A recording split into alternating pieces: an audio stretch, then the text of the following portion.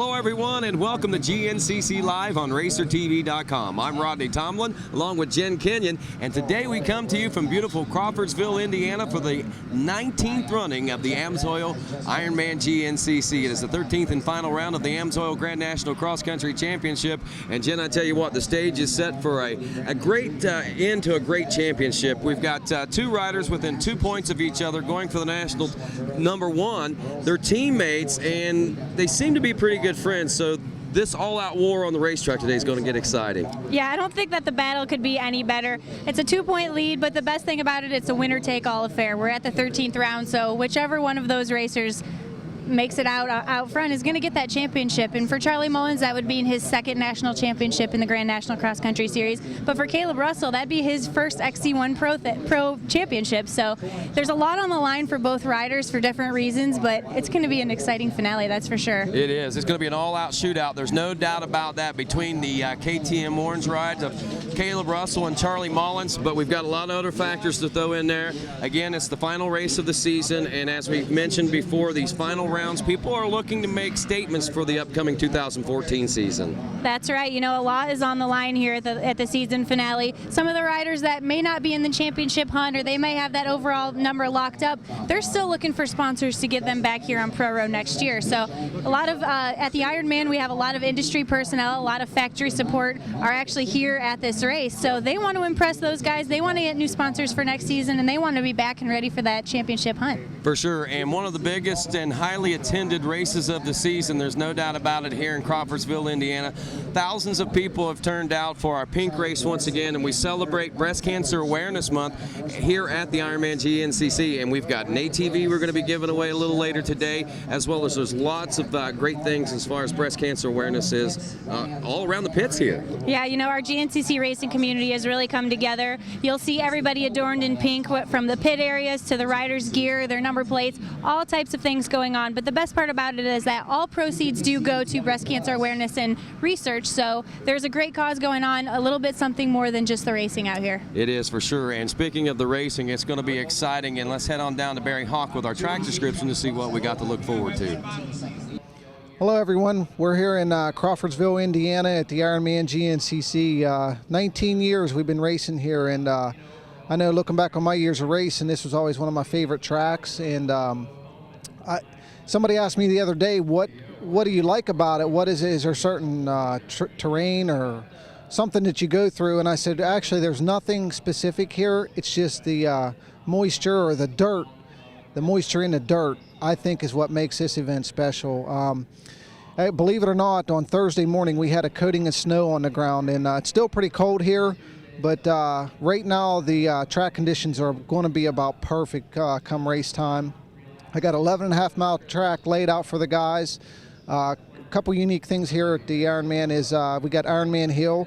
They actually have to cross through a creek, fairly deep creek, to get to the hill, and then once they get to the hill, they have about 10 different options to go up.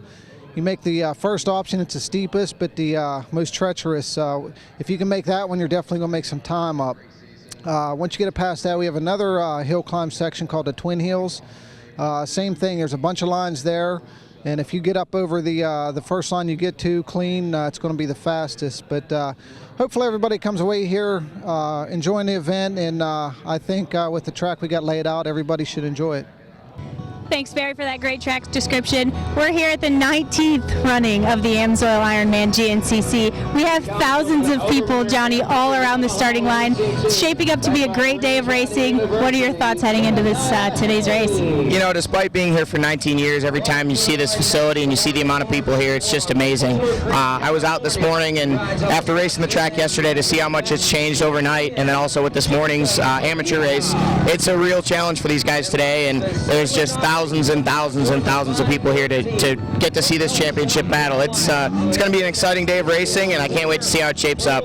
You know, speaking of shaping up, this track is shaped up 100 different ways. You see all 4 seasons, all different types of track conditions. We've got river crossings out there. We've got major hill climbs. We've got dry and dusty field sections. I think there's a little bit of everything that these guys are going to really be challenged with throughout this 3-hour race. you know, and what better way to wrap this series up? I mean, it throws a little bit of everything at them. I mean, there's sections that resemble Florida. There may not be sand, but there's that loose dirt that down along the creeks, it's whooped out. It's like Florida. There's tight sections. There's super fast fields. Like you said, there's everything. It's really going to test their skills today, and obviously when it's all said and done, whoever comes out on top earned it. That's right. It's a winner-take-all affair here for the XC1 Pro Class Championship. We've got Charlie Mullins, we've got Caleb Russell, a whole slew of other people. I'm excited to see how this championship unfolds. We have 3 hours of racing here, but for now, we're going to pass it over to Rodney. We're going to get this thing underway. Either way it breaks down, it's obvious that KTM is going to walk away with the championship. Which KTM rider will it be? That is the big question. And what rider on the starting line is ready to play spoiler as far as this championship race is concerned? Not only what rider is ready to play, what rider is capable and able to play spoiler today to get in between these two riders. Some people say Caleb Russell will be our new champion coming up soon. Others say that Charlie Mullins will return with that national #1. The only thing that we know and I know is that I will know the answer as well as you do, firmly and surely, in about 3 hours when the checker flag finally flies here at the AMSOIL Ironman GNCC.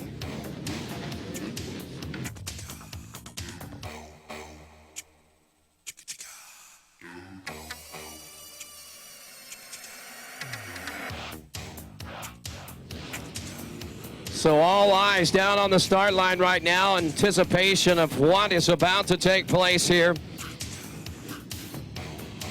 Two great championships on the pro level, and also welcoming back to the second row in the XC2 Pro Lights class, 44-year-old Phil Smith, who won the Senior A class championship a few rounds ago and is electing to ride the final 2 rounds of 2013 from the XC2 Pro Lights class. He finished 14th at the last round in that XC2 Pro Lights class. And we got the blue flag out, so shut them down, guys. Shut them down, shut them down, shut them down.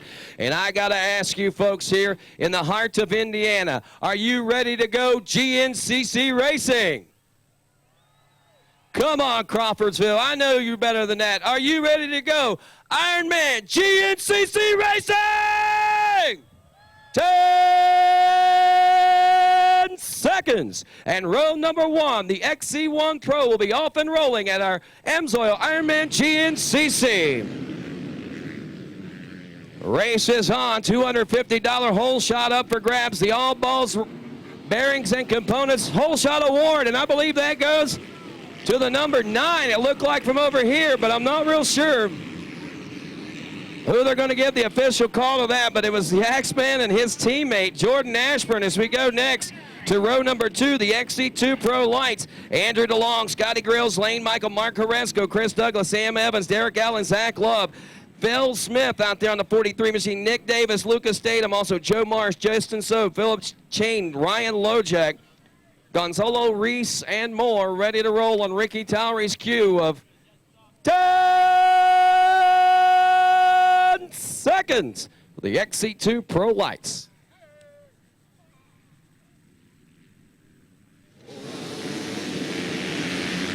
The young Grant Baylor gets off to a great start here. Can he snag the early lead, the $100 DigitalOffroad.com Hole Shot Award? No, it's going to go to the 38 machine. Zach Love, the Love Machine from Lebanon, Indiana. A great tale for that young man making his move into the XC2 Pro Lights this season as we now move to the Open A class. Riders like Timothy Murphy, Nathan Thornhill, J.B. Love, Colin Thomas, Dual Murphy, Thomas Mack, Ted Mullins, James Steiner Jr., Jesse Parr, David Muchitsko, Travis McFadden, Ryan Prince, Dylan Green, Zach Dodson, Bob Dunlap, Jesse Kildlow, also Trent Smith and Aaron Coxon in 10 seconds. Our Open A.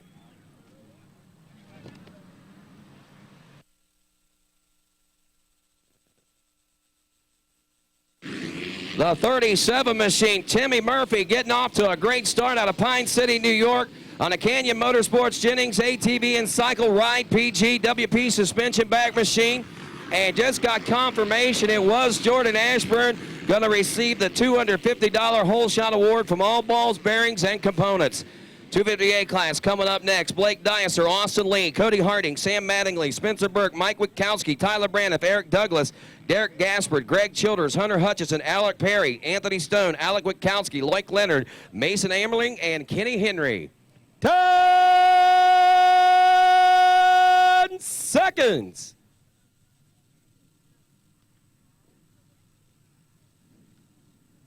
.250A off and rolling now as the green flag waves. 5:38. Off to a great jump. That's the number on the motorcycle. Let's see if we can snag the number off his machine. Not quite able to get the number off his helmet, but regardless, he grabs the early lead in this one. As we move to the 4-stroke A lights class next, Craig DeLong, Tristan Stumbo, Braden Browning, Cole Kirkhoff, Luke Parsons, Alex Teagarden, Dakota Hatchett, Andrew Remley, Zeb Gronitt, Keith Grant, Jake Froman, Zach Halcomb, Derek Spangler, and Trevor Bollinger, all poised and ready to strike right now as Ricky Towery lets them know 10 seconds.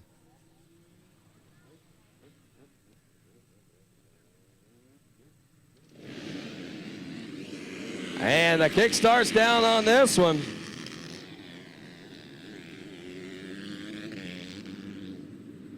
As the 4-stroke A lights terrorize turn 1, we go down next to the Vet A class, the 30-plus riders. We got Joseph Kessler, also Big Jim Steiner, Brian Johnson, TJ Ernie, Darren Chapman, Jeff Gregg, Steve Bond, and Kevin Studley.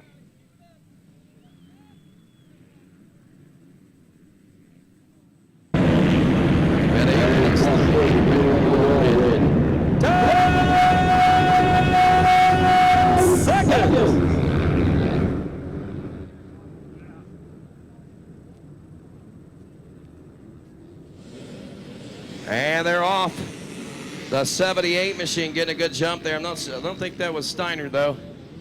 Round the first turn we go and get this all sorted out as we roll down next to our 200A class. Not one of the most heavily attended classes, but definitely one of the biggest springboard classes of the GNCC racing schedule. Some of the future greats coming from right here, including Ryan Slopko, Preston Wheeler, Tate Gutierrez, and Tristan Landrum, ready to roll on Ricky Towery's cue of 10 seconds.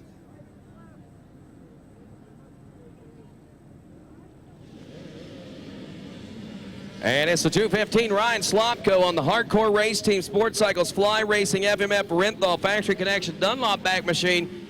Getting out to the early lead. Can he hang on to it? Looks like he will for the moment as we go next to the Senior A 40-plus class. This is the class that Phil Smith, who started the XC2 Pro Lights class, is champion of. We're talking about riders in this class: Larry Sylvia, Harry Engelhart, Troy Stanley, PJ Lloyd, Walter Ludick, Dottie Hildebrandt, John Roth, John Anselberger, Eric Terrell, Todd Gearing, Scott Delbert, Mark LaBelle, Bob Bergman, and Christopher Miller. 10 seconds.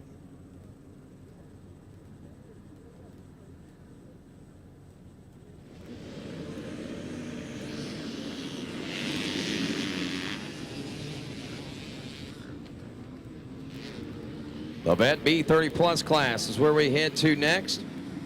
We got Freddie Bain, Larry Hopper, Jason Yount, Brett Bouchon, Matt Boston, Mike Buell, Justin Fluharty, and William Lackey. And Jesse Baker in this one as well. Go get him, Jesse. All of our Vet B 30-plus class riders ready to rock in 10 seconds.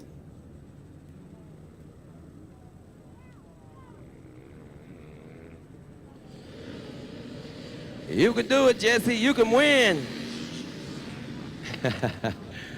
Vet B 30-plus class rounding the first turn now.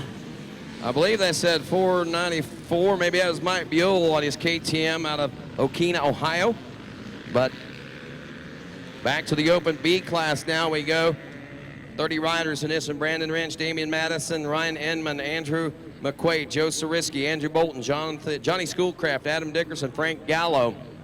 Also Cody Wrench, Cole Orman, Tim Heath, Mike Wendrick, Simon Book, Daniel Brosny, Matthias Gal, Powell Mosier, Joseph McCarty, and more ready to roll on that green flags wave.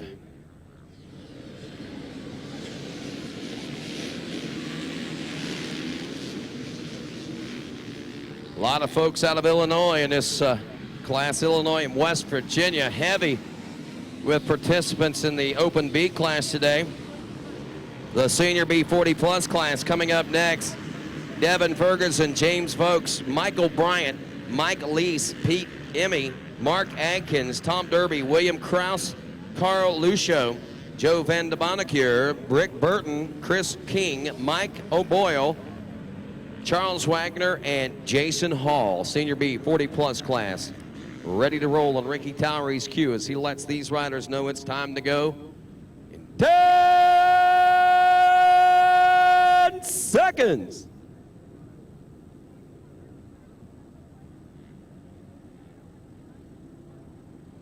Green flag waves, kick starts are down, and the race is on. Mad dash to that first turn.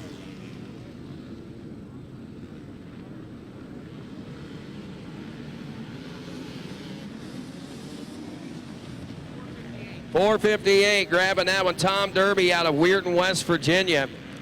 4-stroke B lights class coming up next.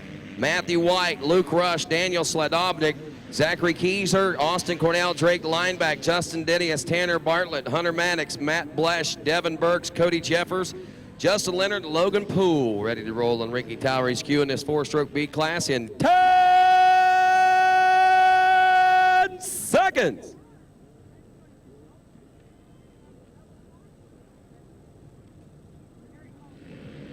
And they're off.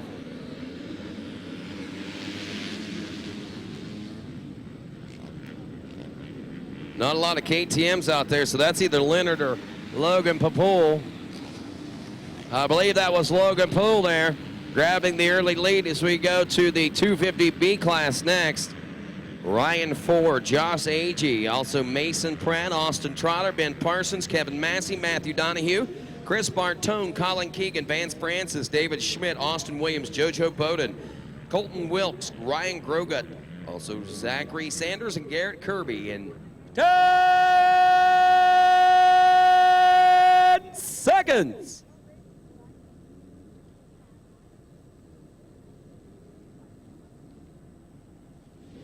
And the 250B class is off and rolling now. One final class left to go. One more row to go after this. That might have been Colin Keegan on the KR Performance Arrive and Ride Stickman Graphics Dunlop back machine. Grabbing the lead in that one, I believe. 200B class. Zachary Ferentz, John Hugel, Jeremy Custer, Clint Masters, William Ruckle, Nick Frost, Sam Shaver, Cole Smith, Kyle Pettis, Coke Beckett, Russell Smith, Brandon Gearing, Braden Moore, and Eric Hoffman. 10 seconds. The 200B class will be off and rolling. Our final start here of the AMSOIL Ironman GNCC. Kick starts down and race is on as these final riders roll into that first turn. Over 1,000 riders today alone in today's racing adventure. Just to give you an idea, in the 306 opening up with the early lead in this one is Jeremy Custer out of Louisville, Kentucky aboard his KTM. Well over 200 riders on the racetrack today, and of course the day is looking great as far as a championship. 2 of them will be crowned at the end of this one, and we'll find out who they are in about 3 hours, and we'll be back with more to set the stage for this AMSOIL Ironman GNCC right here from beautiful, sweet Crawfordsville, Indiana for the 19th annual running of the AMSOIL Ironman GNCC. We'll be back with more on Racer TV with GNCC Live. Any engine, any season, at home, at the track, or on the trail. Amsoil, the first in synthetics. Sometimes you come across something so different, you just have to stop and check it out. The Rocky Mountain ATV MC website has everything you need, from our huge selection of apparel and gear to dirt bike accessories and OEM parts. Our extensive inventory means most orders arrive in 3 days or less. Get low prices, quick shipping, and incredible customer service. RockyMountainATVMC.com. Get ready.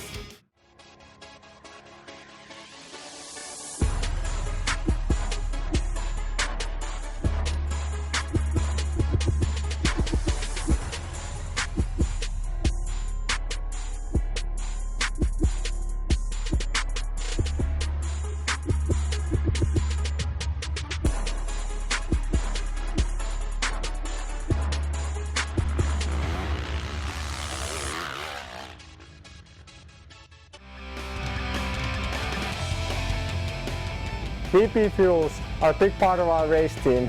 They're consistent, and I know every pedal will be the same. With VP, you get better detonation protection and bigger performance gains for your money. And VP has a great distribution. It's easy to find anywhere. Just like an exhaust system, race fuel is an engineered performance part, especially when it comes from VP Racing Fuels. VP Racing Fuels, purpose-built to take the lead and keep you there.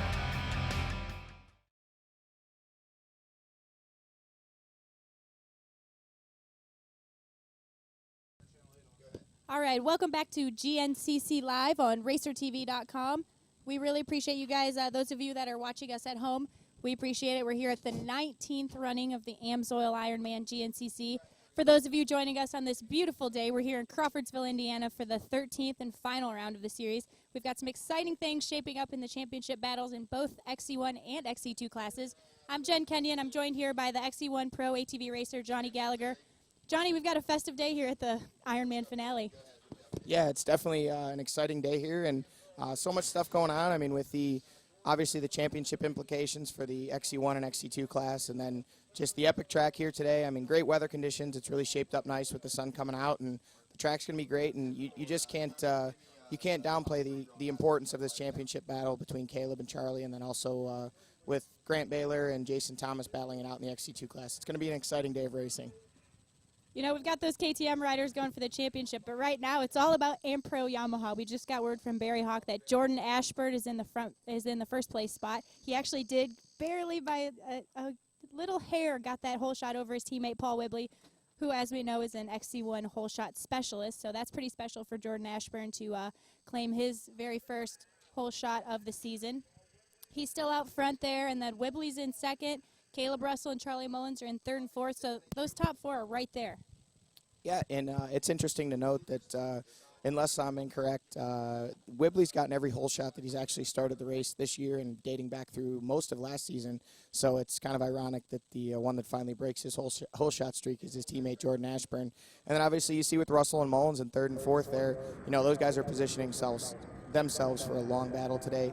They know it's going to be 3 hours of wheel to wheel, and I'm really curious to see how the strategy between the two of them plays out. Last time we saw Charlie grab the early lead, drop the hammer, was able to, along with Paul Whibley, they pulled away from everybody else, and Caleb kind of struggled at the beginning of the race there and then came on strong towards the end, but it was unfortunately for him too little too late, and the lead that Mullins had built up at the beginning lasted through the finish. So be curious to see if those guys can get to either one of those can get to the front, if they're going to play that same strategy, or if they're just going to try and play it out throughout the whole 3 hours like a chess match.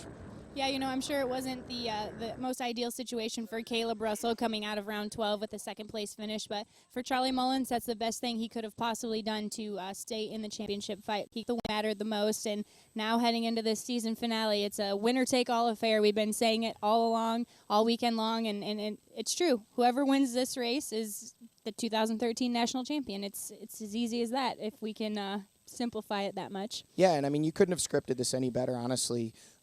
You know, last race there was a 7-point spread coming into the race, and although that is close, if that race would have played out differently, it very well could have left the championship, not only in the racers themselves between Charlie and Caleb, but you would have needed a spoiler, because there's a 5-point spread between first and second. So And with those two not being able, well, the 2 points now, the 5 points spread between what you earn for first and second would have made the difference of them needing someone to finish in between them. Where now it's, like you said, it's a winner-take-all affair, heads-up battle between those two guys. Whoever finishes ahead of the other is going to win the championship, and it keeps it really exciting. That's right, but let's take it back to on the opening lap here. We do have Jordan Ashburn out front. He's been inching his way toward the front all season long. He's been that close from getting that podium finish here in 2013. So we have Jordan Ashburn, Paul Whibley, Caleb Russell, Charlie Mullins, and Josh Strang. You know, what's interesting to note there is we have in our top 5, we have a past champion, someone who's fighting for the championship, and then a 2-time champion in Paul Whibley. So Whibley, Mullins, and Strang all up there. They can all win this race. They've done it before. They've won several races in the past. So that's another interesting factor that's going to play into this race, is that we do have guys that haven't been up there that may not have gotten the win here yet, but could potentially spoil the race. Yeah, and at this point, obviously on the first lap, apparently someone forgot to tell Jordan Ashburn that this was a, Caleb Russell, Charlie Mullins affair. He wants out front. He wants to show what he's capable of. Obviously, all these guys, this is the last race of the season. Some of these guys have contracts that need to be renewed, or just to set themselves up better for next year and get better deals and better themselves. So each one of these guys is out there trying to win this race.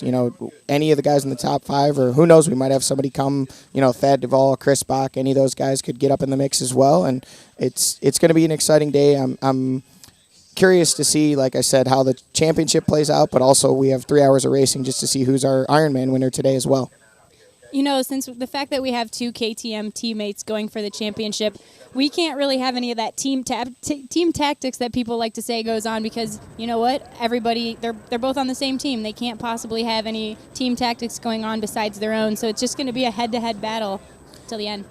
I wouldn't want to be in the KTM team manager's shoes today, because the simplest little, mistake by one of their crew guys in the pits, or out, the thing that people may not realize as we look at this shot here is, you're looking at a groomed moto track, great facility. A lot of what you see here is very picturesque, and it looks pretty timid, I guess, if you will. You get into the woods here at Ironman, and this is what GNCC racing is all about. We've obviously got, the famous obstacles, the Ironman hill climb, the Twin Hills, but there's some other sections of the track that aren't necessarily named or get quite the notoriety that are actually worse than some of what will be considered the worst parts of the track. Yeah, tell us, Johnny, you raced yesterday in the 1 p.m. race. You've got a pretty good grasp on what these guys are going to see out here on the track. Talk about the big challenges that you think these guys are going to see, and what's going to be, maybe some of the problem areas out there on the track. Well, the famous Ironman hill, anybody can YouTube that at home, or you're going to get to see it here in just a few minutes on Racer TV. It's a phenomenal spectacle to see. It's just thousands of spectators, and it's a straight-up wall with 4 or 5 different ways to climb it. And obviously, the bigger risk, the bigger reward. The quicker it is up is straight, but it's roots, it's nasty, it's gnarly. And the thing that you maybe can't see at home is they're coming straight out of a creek, so they're dragging water. So as the race progresses, now the morning race did not run Ironman hill climb, so it's going to be dry for them the first lap. They should shoot right up it without too much problem. But then, you have your A riders, your B riders, and everyone else dragging water up it as they attempt it throughout the rest of the day. And it's going to continue to get slicker. And anybody that's ever ridden a dirt bike or raced a dirt bike can tell you that wet roots are gnarly. So you've got a lot of roots on that hill, and the wetter it gets, the crazier it's going to get. Yeah, and actually watching Ironman Hill yesterday during your race at the 1 p.m. race, it was pretty gnarly out there. Those roots, I've never seen roots come out that badly at the top of that hill. So that's going to be an extremely difficult factor. That could be the championship right there, that Ironman Hill. Sure. It's about a difference of 8 to 10 seconds to go around versus straight up, which obviously we're talking 3 hours of racing. 10 seconds may not seem like much, but on the last lap, that could be the difference between the win and second place, obviously. Absolutely. Like we said before, the last word we got from Barry Hawk and the boys, we had Jordan Ashburn out front, Paul Whibley in second, Caleb Russell and Charlie Mullins running in those 3rd and 4th spots, and then we had Josh Strang right there in the top 5. So it's going to get interesting. Rodney Tomlin, I'm going to pass it over to you. All righty, thanks a lot, Jen Kenyon. And, of course, great day of racing. I tell you, watching from out on the start myself, where I'm just making my way back in from here to the AMSOIL studios, and looking at the video that we have of Ironman Hill, where we saw literally thousands of folks yesterday. Actually, I think this might be Twin Peaks. No, this is Ironman Hill, I believe, that we're looking at. It is Twin Hills. 22 minutes into the race, by the way, and leaders are now, I believe, riders making their way by the Twin Peaks section of this race course. We've been 22:11 on the official race clock, 22:15 now, and yesterday we were looking at lap times, 26 to 27 minutes.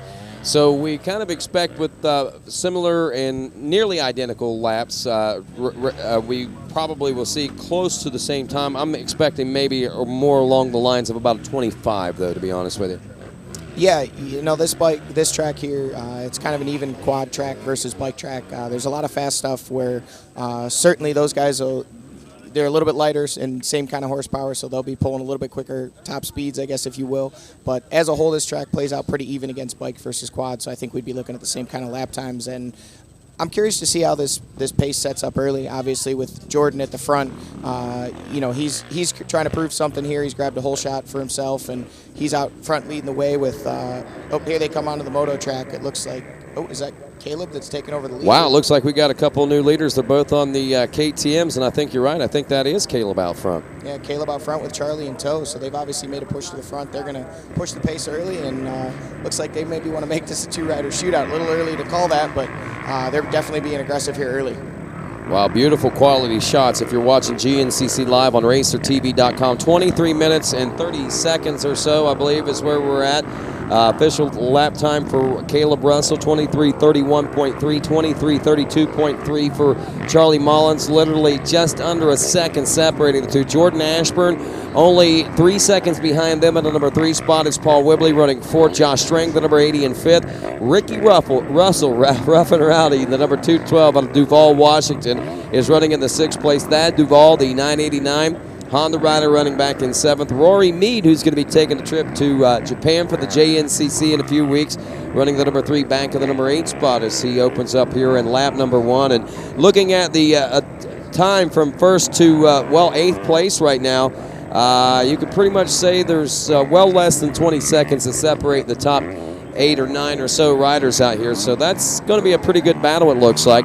Also checking in with us now, Crown Point, Indiana's KTM ride of Chris Bach aboard that number 10. And the beta ride, the Swedish rider of Robert Varnstrom, the 593, who made his way into Ohio a couple of weeks ago. And he came in touting that he was going to, beat Caleb Russell. And he ran a pretty good lap and a half or 2 laps with Charlie and the boys there last time, but this time Varnstrom starts out in the number 10 spot. Also that Stuck MX Graphics Boulder Creek, California ride, the KTM ride of Justin Bonita is here with us this week, the number 451 back in 11th. Welcoming him, Takeshi Koikata, former JNCC champion, the Japanese cross-country champion, the 11 is running 12th. Adam Bonur, the 22 out of Morrison, Illinois, in 13th. Jedediah Haynes, who's dabbling a little bit in the XC1 Pro class, is running in the number 14 spot. And Stu Baylor, who is a broadcast partner on Saturday and has been a broadcast partner with us all season, is rounding out the top 15 in the XC1 Pro class. Leaders now making their way down through the pro pits. This looks like a heated mission for all these riders right now, Johnny Gallagher. Yeah, and lots of interesting things playing out there. We saw Caleb come through with the lead. Oh, Thad goes down at the end of the pro pits and goes through the, or no, that's Strang. That's Strang there. So, you know, a lot of things heating up here early, and, you know, Caleb checked in the lead, and then it appears he was assessed a 15-second penalty for starting his bike early on the starting line, and that dropped him back to, I believe that dropped him back to 5th, as we saw, but it looks like he's back up to 4th already. So he's on the charge and coming back up through, and Charlie looked a little confused. We had Auntie, the KTM team manager, standing there motioning Charlie to keep going, but Caleb needed to stop. So a little bit of drama here early, but I think they'll settle that out here quick, and it'll settle back into a good race between all those guys up front. Well, you can see that, you know, it's anticipation and nerves for these guys getting ready to roll in. And what's funny, I was talking with Caleb Russell before the race today, and I asked him, I said, coming into this race, do you feel the pressure mounting? Do you feel all that, hoopla and everything is coming down on you? You know what Caleb told me? He said, I feel no pressure this race. He said the pressure for me started after the Mammoth GNCC, whenever he came in 20 points down behind Charlie. And he's made up that 20 points since that time. And he said that's when the pressure was on him. Now it's not so much pressure. It's just a matter of going out there and doing what he knows how to do, and let's try to win this race today. Yeah, and both of these guys have been in this situation before. Obviously, Charlie having won a championship, and then Caleb last year took the title fight down to the last round with Paul. So he probably learned a lot through that experience, and ultimately not winning that championship, although he put in a great ride last year at Loretta Lynn's and nearly did win that championship. I'm sure he's had a whole year to reflect on that. He's been in this position before. It's not like it was the first time. And we can't forget that Caleb's won a number of XC2 titles and amateur titles throughout his career, so he's not new to the championship fight, and I don't think he was lying to you when he said there's no pressure on him. I think at this point he's worked with the people around him. He's confident in his program, and he knows that he's just going to go out there today and put in his best 3 hours, and same goes for Charlie, and they're both going to let this play out and see what happens from there. I think the interesting thing right now is we've got a pretty tight group up front, so it seems a couple times this year we've had guys that, whether it be Caleb or Charlie or Paul, last race, Paul really charged hard at the beginning, that we're able to get away, where today it seems we've got a number of riders that are all nose to tail here. Wow, that is the 830. That's not one of our pro riders. That's an 838 machine. That might be one of our XC2 guys, but regardless, having some struggles there on the Twin Peaks Hills. And again, the camera angles, just want to let folks know it's somewhat deceiving of what this particular hill is actually like. We call it Twin Hills, and Barry made the comment down there today. He said, it used to be 2 hills. He said now it's like 10 hills going up through there now. But basically, you got one big hill line there, and get up it any way you can. And that's pretty much the way it's turning out. Some lines are a little smoother than others, but here we go. We got some action coming from the first lap Ironman hill when Jordan Ashburn was leading that. Look at that, man. I mean, that hill really took some beating during yesterday's 1 o'clock pro race, as we see that Jordan Ashburn was leading this one early on, and we saw that back in the 3 and 4 spots was Russell and Mullins, and they were just settling into that early easy pace. Now, when we saw them later after this, we saw that Caleb and Charlie had actually moved out to the front of the pack. There goes Chris Bach, one of Indiana's own. I believe we saw Thad Duvall behind us, and there went Jedediah Haynes. He's actually riding the WR. You might see the tail light out there and the headlight. He's running a full-on WR, nothing taken off of it. He's just riding it the way it comes off the showroom floor. Yeah, this is, I believe, Jed's kind of returned to XC1 action. He's been an XC2 rider for a number of years, I think the last 2 to 3, but back, I guess it would have been in 2010, 2011, Jed actually dabbled in the XC1 class prior to coming over to the Ampro Yamaha team or Reigns Racing Yamaha team. So he's back on the 450 and giving it a go today. Obviously, with his injury, he's not involved in the XC2 title fight. So figured he'd get up front and see what he could do. And you mentioned the camera angles earlier, Rodney, and it really doesn't do justice. Anybody that has ever been to this race or seen this in person can tell you. I mean, they can barely stand on those hills, let alone, be able to walk up and down them. So as these guys climb these, keep that in mind, that these hills are a whole lot steeper than they look, and you can see some things protruding from the hill, and a lot of those are roots. A lot of them are rock faces. I mean, you can see the amateurs here, these guys, but here comes the mud fleas or the Ironman fleas, we'll call them for today. Right, hill fleas. Hill fleas, I like it. So, and it's cool, man. And what we'll see is human change develop throughout the race day. There'll be 5, 6, 8, 10 guys linked arm to arm, grabbing these machines and hoisting them up as the race progresses today. It's a pretty amazing thing to watch, to say the least. Amateur riders is what we're watching right now. Some of the A and B class riders that fall in behind our XC1 and XC2 pro class riders. We've had, this morning, nearly 200 youth riders off the starting line. At 10 o'clock start this morning, we had over 700 riders on the starting line, and well over 200 riders here this afternoon. So today alone, this race course has seen well over 1,000 riders and several laps put upon it, and it's taken some abuse and beating, not to mention what it took yesterday with the ATVs and the UTVs. Yeah, we had a youth race yesterday morning, obviously, and then we had the amateur ATVs, the PM race. The UTVs would have been the 4th race, and then with 2 races already today, this would be race number 7 on this course for the weekend. And like you said, with 1,100 plus riders today and however many yesterday, I mean, we're approaching possibly 2,000 riders on this course throughout the course of the weekend, and that really puts things in perspective when you look at the conditions of the track here. There's sections of this track that are hard pack and they're going to hold up well, but there's other sections that obviously are going to get whooped out and choppy, and fitness is going to come into play for these guys real quick here as the track gets rougher. We're going to see who's been doing their homework. Johnny, you've been racing this track as an ATV racer for what, 18 of the 19 years, or has it been the 19 of the All 19. All 19 years you've lined up on the starting line out there. By comparison, this racetrack here in 2013, what is the major differences in it? Honestly, a lot has changed here in terms of how, I guess we'll say, seasoned the property is. But it's such a great facility, and the GNCC track crew does such a great job of finding new parts of the facility to use and laying it out in different ways to keep it fresh. But a lot of I guess you would say, the feature attractions remain the same. I mean, you have the Ironman hill climb, the Twin Hills. I could be wrong, but if my memory serves me correctly, we've been using the Twin Hills since the first year we came here in one capacity or another, either up or down. So, that's 19 years of racing on those hills. Ironman Hill came into play, maybe a few years later, so, 10 plus years for sure of Ironman Hill. But this place holds a lot of prestige, not only with being the final round of the year, but also with championship battles coming in here, not just this weekend, but all the years in past. And it's a great track. We talked earlier on the starting line about how diverse the terrain here is. You've got flat, wide open cornfields that are just high speed. You've got dusty sections. You've got muddy sections. You've got more creek crossings here than probably any other round of the 13 race series. And then obviously we've got the famous hill climb. So plenty of diversity to throw at these guys, and it keeps them on their toes. On their toes for sure, and the conditions, like you said, go from dry, hard-packed slick to a muddy spot here and there. And that's one thing I like about the Ironman GNCC. Not that a lot of the trails don't have it, but this particular facility seems to have just the right amount of everything. Rocks, you've got creek crossings and rocks and things that you got to go through. You got hill climbs you got to go through, mud holes you got to go through, open dusty fields, and now the motocross track even. Yeah, and that's a great new addition here with the addition of the National Caliber Motocross track.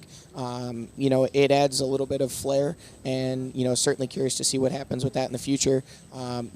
This track, like you said, it has a little bit of something for everybody, and anybody who's ever raced off-road, if you ride here, there's a section for you. Like I said, it covers everything.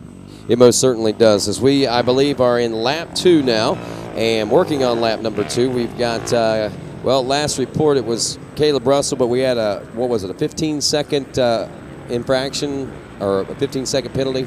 Yeah, in conferring with the race officials, they said that it was a 15-second penalty for him starting his bike early. He didn't actually move. He didn't jump the start in any way, but he hit his button early, and his bike fired just before the flag. So they assessed him a 15-second penalty for that. Yeah, and he didn't get the whole shot. I mean, he did get a decent start, but I'm sure that Caleb was probably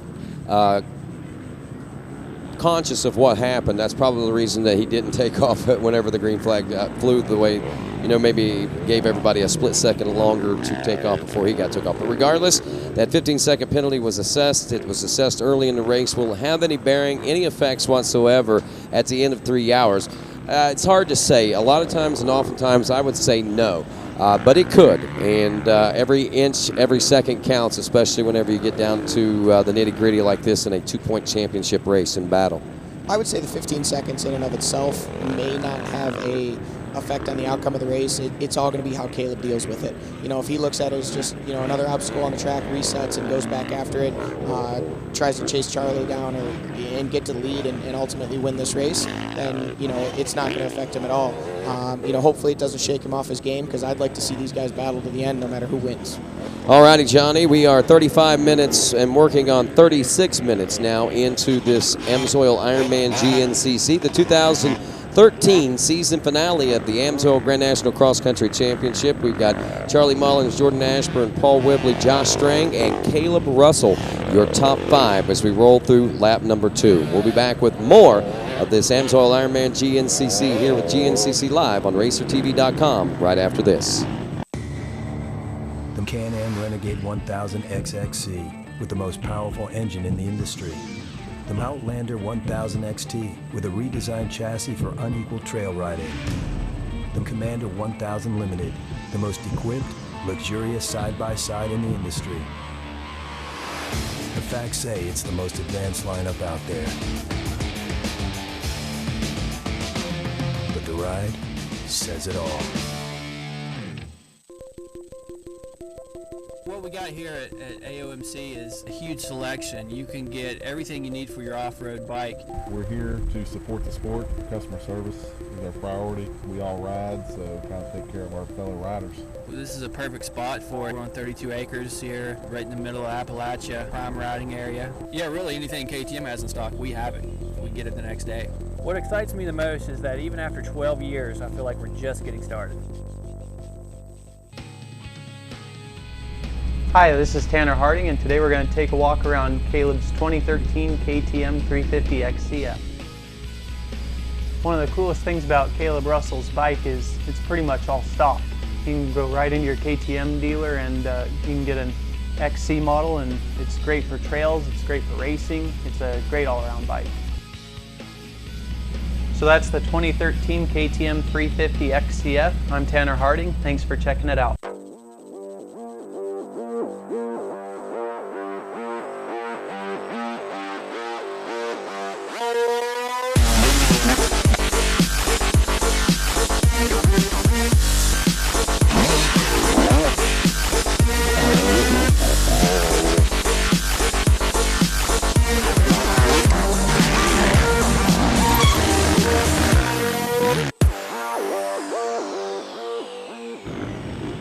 And welcome back to the AMSOIL Ironman GNCC. GNCC live here on RacerTV.com. I'm Rodney Tomlin, joined with Johnny Gallagher, also with Jen Kenyon, out and about in the field. Going to be giving us some updates throughout the course of the day, where right now we are in lap number 2, 38 minutes, and approaching that 39-minute mark as we're looking at a shot of a very historical thing right there, Johnny Gallagher. We made mention of a motocross track, and that's something new, a new element to the Ironman GNCC. And people look at this track and they say, that doesn't look like an ordinary motocross track, and they're right. Yeah, you know, you definitely don't see this around the corner at your local motocross track. I mean, it's well laid out. It's got a lot of large obstacles and big flowing turns, and I guess, you know, now would be a good time to tell everybody that National Motocross is coming to Indiana. That's right. Last year, Kerry Coombs Russell made the announcement that they were going to be bringing the Lucas Oil Pro Motocross National Championship to the great state of Indiana. And last year, believe it or not, they began working and doing a few little things to get things prepared.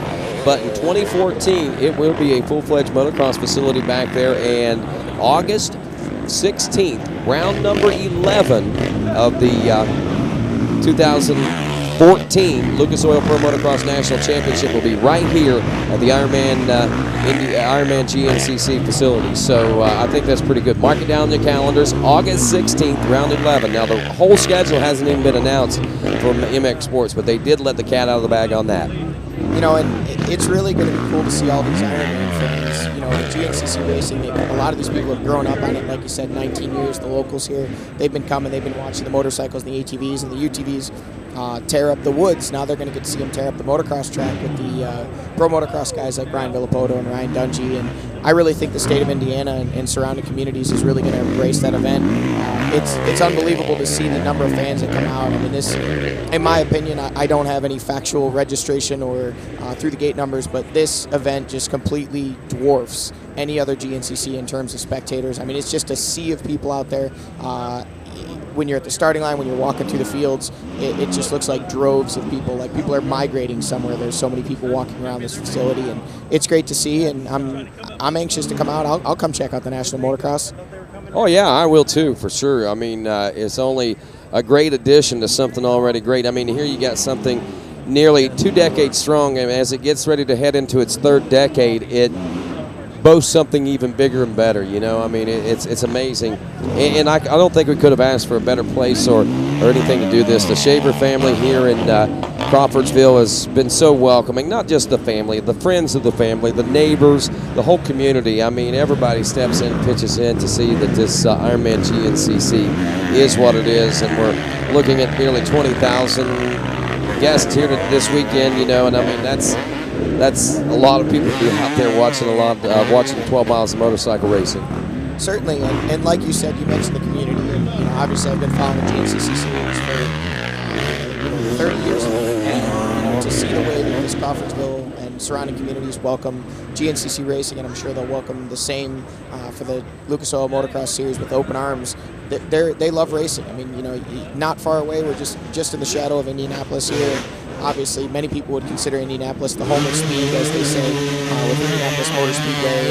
And, you know, with all of the fans that are here today and everything that goes on here in Indiana throughout the course of the year, they are definitely into racing, and they are definitely into GNCC racing. So they're treated to a battle so far here today. We did get to see a little shot of some of our top pros coming up the Twin Hills here, and just out of camera, it appeared to me that Caleb may have been back in second behind Charlie, and then behind that group it was Paul Whibley, Jordan Ashburn, and those guys are there in third and fourth from what I could tell, but I'd be curious to see if we get a track update here and find out exactly what these guys, where they're at position-wise. For sure, and like you mentioned, Russell back up to the number 2 spot. I think he dropped back as far as 5th at one point in this race, and as I was talking this morning, I was talking to him this morning, we were talking about the championship and whether or not he was going to have, or how much pressure was on him heading into this race, and he said that really he's not got so much pressure now. It was pressure he had back whenever he was looking at a 20-point deficit between he and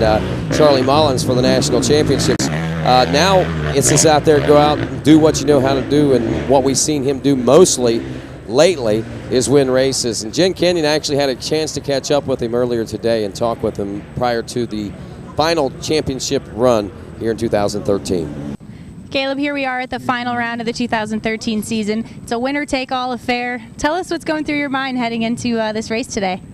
Yeah, it's you know, it seemed like a pretty high-pressure situation, but yeah, I'm not real worried about it. I'm just gonna go do what I know how to do, and that's ride a motorcycle. So, you know, I was in the same situation last year, and I didn't pull through, and you know, the kind of the circumstances I lost under, you know, those have been fixed. I was dealing with big arm pump issues last year, and you know, I had the arm pump surgery, so you know, that's not really an excuse anymore. So I'm glad I don't suffer from that, and you know, I'm just gonna go out there, do what I've done all year, and just try to stay up front. You know, my worst finish is a second, besides a DNF, and you know, I'm sure me and Charlie will find a way to the front and just try to be smart and smooth all day, and hopefully we can come away with a win. Yeah, definitely. You know, you brought that up time and time again about last year's situation, and you can tell that you've really prepared yourself mentally and physically to make the right moves at the end of the season and really get yourself out front. So I think it's going to be a really interesting battle till the end. Yeah, for sure. You know, it should be like just every other race this year. You know, me and him up front to battle to the end, so it should be good. And you know, I'm looking forward to it. The track looks fun, so I'm excited to actually race. And I think that's the biggest key is being ready and ready to have fun at what you're doing. So you know, I think that that should help out today. And like I said, the track looks really awesome, and it's not too muddy and it's not too dry, and it looks fun. Yeah, it looks like we might have the perfect Ironman conditions out there. Thanks for taking the time to talk to us. Yep, thank you. Well, right now, Caleb Russell continues to work on Charlie Mullins for the number 1 spot. And we've seen this scenario break down so many times, Johnny Gallagher. It's basically those two up front and everyone else back there left to sort it out for that 3rd place position. Amazing thing took place, I think, in Ohio, and Paul Whibley will be the first to admit it. Being able to pull off that podium position finish. He said after Charlie went by, he really expected to see more and more people start coming by, and he was pretty amazed at how he was able to do things that he couldn't do before the surgery, not even being bike fit, and that's what helped him finish so strong there in Ohio, and he's hoping for the same results again here today. And he did say, though, if he got up in the mix of things between those guys, he would back off and let those guys go at it because he didn't want to get in the middle of their championship battle. You know, Paul's been in that position before with championship battles, and that shows his character and his, you know, his respect for those guys as racers. But I do feel like if Paul had the opportunity to get to the front and get to the lead and win the race and not be between those two, obviously I think he would do so. You know, like you said, last race with Paul coming back from a long time off with the summer break, and then also missing the first few races back after injury and ultimately surgery to make himself healthier and stronger, it definitely showed that it did just that. Paul's always been a race win contender and championship contender, and earlier this year Paul was, you know, not taking anything away from him, but he was he was a mere shadow of his former self, and I think a lot of people had kind of thought maybe it was, either burnout or whatever it may be. There was, rumors and the early demise of Paul Whibley, and last race, that's definitely not the case. It's funny because he didn't really let on. It wasn't until probably only a couple races left to go that he actually admitted to me even that he had the groin injury, and it was a nagging injury that seemed to get worse and worse as time went on, and that they were headed to California to get surgery and stuff and things like that on it during the break. So it was kind of a surprise to me, but it did answer a lot of questions. And you look at Paul and you say, man, he's riding as hard as he can, and he's finishing third, but he just doesn't seem to have the edge that he had last year. What's missing? And the core strength. I mean, you got to think and you got to wonder if Paul Whibley can get back up to speed next year, what it's going to be like in 2014 as our leaders now make their way into the pit sections now. This is our auxiliary pro pit section, and that is still Russell and Mullins up front running 1 and 2 right now, and I believe that is Mullins actually leading the affair, but they're basically nose to tail and in and out of those corners, Johnny. Yeah, these two have got themselves in front, and they want this championship battle to play out between them. And right now, it seems Charlie's obviously the aggressor in the lead, and Caleb's kind of the hare chasing him down. And I don't know what's going to happen ultimately. Obviously, 2.5 hours from now, or 2 hours and 15 minutes, I guess. But right now, these guys are pushing the pace early, and it looks like they want to put some distance between themselves and the rest of the field to ultimately fight this out between just the two of them. Nearly 48 minutes now into this affair, and we are at 48 minutes as we check other portions of this under construction motocross facility / GNCC Mecca headquarters. I guess there's a lot of different things that you could call it. One thing that you can call it is history in off-road racing. I mean, and it's going to make a lot more. But a little over 48 minutes, and our leaders making their way in. Here they come now. And you can see how beautiful the trees are here. Look at the colors now. I mean, this is probably one of the most picturesque times that we've been here. We've seen these fall colors like this, not this deep and this bright. And these bright sunshiny skies are definitely affording a very beautiful view of this facility as our leaders check in for lap 2 complete now. Charlie Mullins out ahead 1.125 seconds of Caleb Russell. Yeah, these guys, like we said, they distance themselves, and you can see them pushing. Both these guys are avid motocrossers. They practice a lot on motocross in the off-season, I'm sure during the week as well. And, they'll put their skills to test on this national caliber motocross track here and try and put some more distance between themselves. Ultimately, I'm sure, these guys aren't working together. Charlie's certainly trying to get away from Caleb, and Caleb's clinging for everything he's worth. Looks like Paul there in third. So he's, again, putting himself in position right there in that battle. Amazing. 21.9 seconds, we'll call it 22. Thad Duvall gets around Josh Strang after he went down in the pits there, and he is still holding on to a 4th place position, about 6 seconds off pace of Whibley right now. Josh Strang rounds out the top 5, about 5.6 seconds behind Thad Duvall.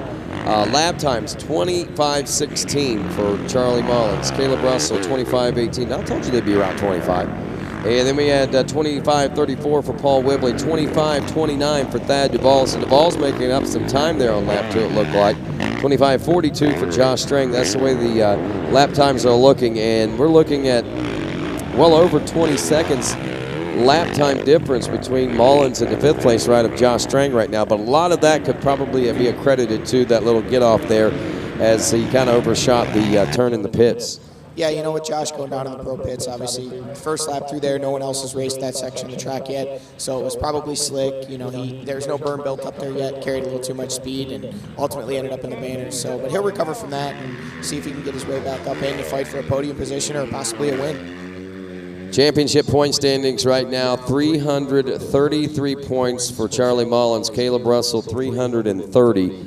3 point, I thought there was only 2, but 2 or 3 points. When you get down to this nitty-gritty like this right here, Johnny, 2, 3 points, it's all the same, man. I mean, it's virtually a tie. And amongst these two, it boils down to if they stay out front in the 1 and 2 spots, it's a matter of who wins the race wins the championship. Right, and that's actually the points as they run right now if they would finish where they finished today.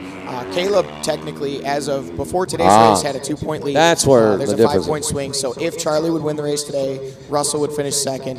There would be a 3-point advantage to Charlie, and ultimately he would win the championship. So that's a little graphic just to show exactly how things would add up if it finished the way it were today. 10-4. And also, speaking of graphics, you might see this pop up in your screen right now, and that, of course, is about tweeting your podium predictions to GNCC Live.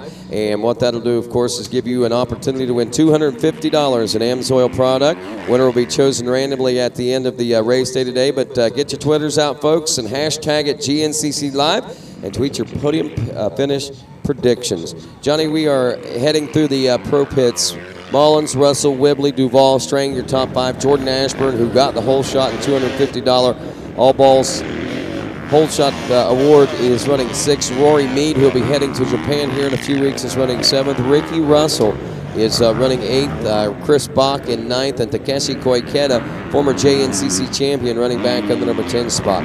You know, Ricky Russell's a rider that we really know very little about. He comes out of Washington. He's a part, if I'm not mistaken, of that Ampro Yamaha team out there, and gets a little support from them, if nothing else. And Ricky, you know, virtually coming into this this series, not going to say an unknown because I've heard of Ricky, I know who Ricky is, but coming in as an unknown GNCC racer, he's held some pretty good battles this season and rode a pretty good consistent season, it looks like.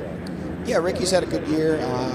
You know, he came in, like you said, kind of unknown, and he ultimately kind of cut his teeth on GNCC racing in Florida and then got stronger from there. Had a great first part of the season, and then actually has come through injuries of his own.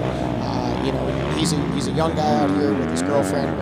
They're kind of making their way and trying to set themselves up for a future in GNCC racing and off-road racing in general. And they've been doing a great job, and it's good to see him having some success and up in there battling with the top riders today. Taking a look at a little early race NBC footage now as we get a little deeper into the wooded sections. You can see some of those creek crossings you folks talk about. This one got some sharp drops off into it, Johnny. I don't know if you guys went through this section. This looks like a bike-only section, actually. No, actually, we did run that section. Our main line was off to the left a little further. So, yeah, these guys are taking a different line than what we were running. You can see kind of the track cut in there where we had come back in. So there's a lot of obstacles out here on the Ironman track, and a lot of them are ravines. You know, over time, erosion and the water flow of things has you know, kind of carved this landscape out, and you know, that's the terrain that you're seeing now with the hills, the ravines, and here comes the XC2 guys, and you know, they're just real aggressive, just kind of slamming it through there, and that's young enthusiasm there. No doubt. And speaking of young enthusiasm, right now the young enthusiast in the XC2 Pro Lights, he's Andrew DeLong, the Far Husqvarna team rider, has established himself as the leader at the end of 2 laps of racing. Again, that was NBC footage, raw footage from NBC Sports. Jason Thomas running in 2nd, Shane Hufford in 3rd, and the young Grant Baylor doing all he needs to do to win a national title here and make history. The 16 runs in 4th, while Scotty Grills, the 18 machine, is running in 5th. 6th, Lane Michaels. 7th, Trevor Bollinger. Now, Trevor has been a top amateur rider from the 4-stroke A lights class, if I'm not mistaken, and has moved up now into the XC2 Pro Lights. Travis Coy, the 452, running in 8th. 9th, Christopher Douglas. Ian Blythe rounds out your top 10 in the XC2 Pro Lights now. You know, one interesting thing you mentioned there, Rodney, you mentioned Grant Baylor doing all he can do. I noticed in a shot we saw a few moments ago there on the moto track, Stu Baylor was actually right behind Grant. So Stu obviously started in the XC1 class a minute ahead. Grant's caught him and passed him. And Stu's been very aggressive, if you will, towards what Grant needs to do to win this championship. So, and we see Stu struggle a little bit on the wall climb. That's another hill altogether. We've got the Twin Hills, we've got Ironman Hill, and then I call that one the wall. I don't know if it has an official name or not, but it's straight up and down, and the way around is quite a bit longer. You can see it off to the left of the shot there, but that is vertical. That is not a 45 or a 70 or even an 81 degree angle. That is a straight up and down 90-degree wall. Those guys are jumping up there, and But as I said, Yeah. you know, Stu's right behind Grant, pushing him, and I'm sure he's going to make sure keep him honest and keep his speed up and make sure he gets to the position he needs to try and win this championship. He won't let up on him. I promise you that. No, he will not. He is very critical. Probably the most critical person that Grant Baylor could ever know. And you know, Stu is really enthusiastic about Grant's program this year. You know, he hates to see Grant break some of the records that he had broken, but I think if anybody's going to break him, he'd rather see his baby brother do it than anybody. Certainly, and I would have to say there's a lot of friendly rivalry, camaraderie between those two brothers, as there has been, you know, many other family members that raced against each other throughout the years. But those two being so close in age and ultimately coming up through the same program with KTM and racing each other, it's been exciting to see how they've, you know, won championships and won races. And, you know, if Grant can ultimately come through today and win this championship, you know, he'll join his brother on a list of some of the top riders in our series that have won that XC2 title in the past. Well, the KTM brothers, other than Baylor and Grant and Stu, we got a couple of brothers from other mothers of Mullins and Russell right now that are riding those KTMs. We talked with and saw Jen talking with Caleb Russell earlier this morning about this championship, and you can see how calm, cool, and collected he was. I think maybe the start might have reflected a little bit with a little bit of an antsiness on the start, but that's eagerness to get out there and get this race started. Charlie Mullins, pretty much the same way, and Jen had a chance to talk to him about this championship as well. Charlie Mullins, I finally got a chance to catch up with you. I see you've got all kinds of fans here at the Ironman, which is really awesome. You're heading into the final round here. It's a close championship battle. Take us through what's going through your mind in the final moments before you head out there to race. A little bit of nerves, definitely a big race, but you know, it's been a great year for me, and all I can do is just go out and do my best. And you know, I'm at peace, second, first. It's just as long as I give it my best today and know that I didn't leave anything on the table, you know, I'll be happy. But I really want to win, though. I want to win both championships in the year, so that's my ultimate goal. But you know, we'll find out here in a few hours, I guess. That's right. You've already got the National Enduro Championship for 2013. It's a winner-take-all affair here this afternoon. You've been in this position before. You know how to handle the pressure. You've had these kinds of things on your shoulders before. Yeah, it's you know, just another race. You know, I'm a little nervous, excited, so we'll you know, get it underway, and hopefully, you know, we have a good race, no mechanicals, just a good clean race, and the best man wins. So looking forward to it, and just getting it done. I guess it'll be the biggest relief. So I guess we'll do my best and hopefully get the championship today. Yeah, definitely. It's one of the most highly anticipated moments we've had in GNCC racing. I think everybody's excited to get this one underway. Yeah, then it'll be nice once it's over. And I got till March to relax, so all I got to do is ride as hard as I can for 3 hours and kick back and relax the rest of the winter. Sounds good. Ride as hard as I can for 3 hours and kick back and relax for the winter. I find that kind of hard. Hold on. If you believe that, I got some swampland in Florida I want to sell you. Exactly. It's got a few alligators, but nothing too bad. I'll sell it to you real cheap. Yeah, Charlie, kick back for the rest of the winter. I don't think so. No doubt he'd certainly take some time, as will Caleb, you know, regardless winning the championship or not.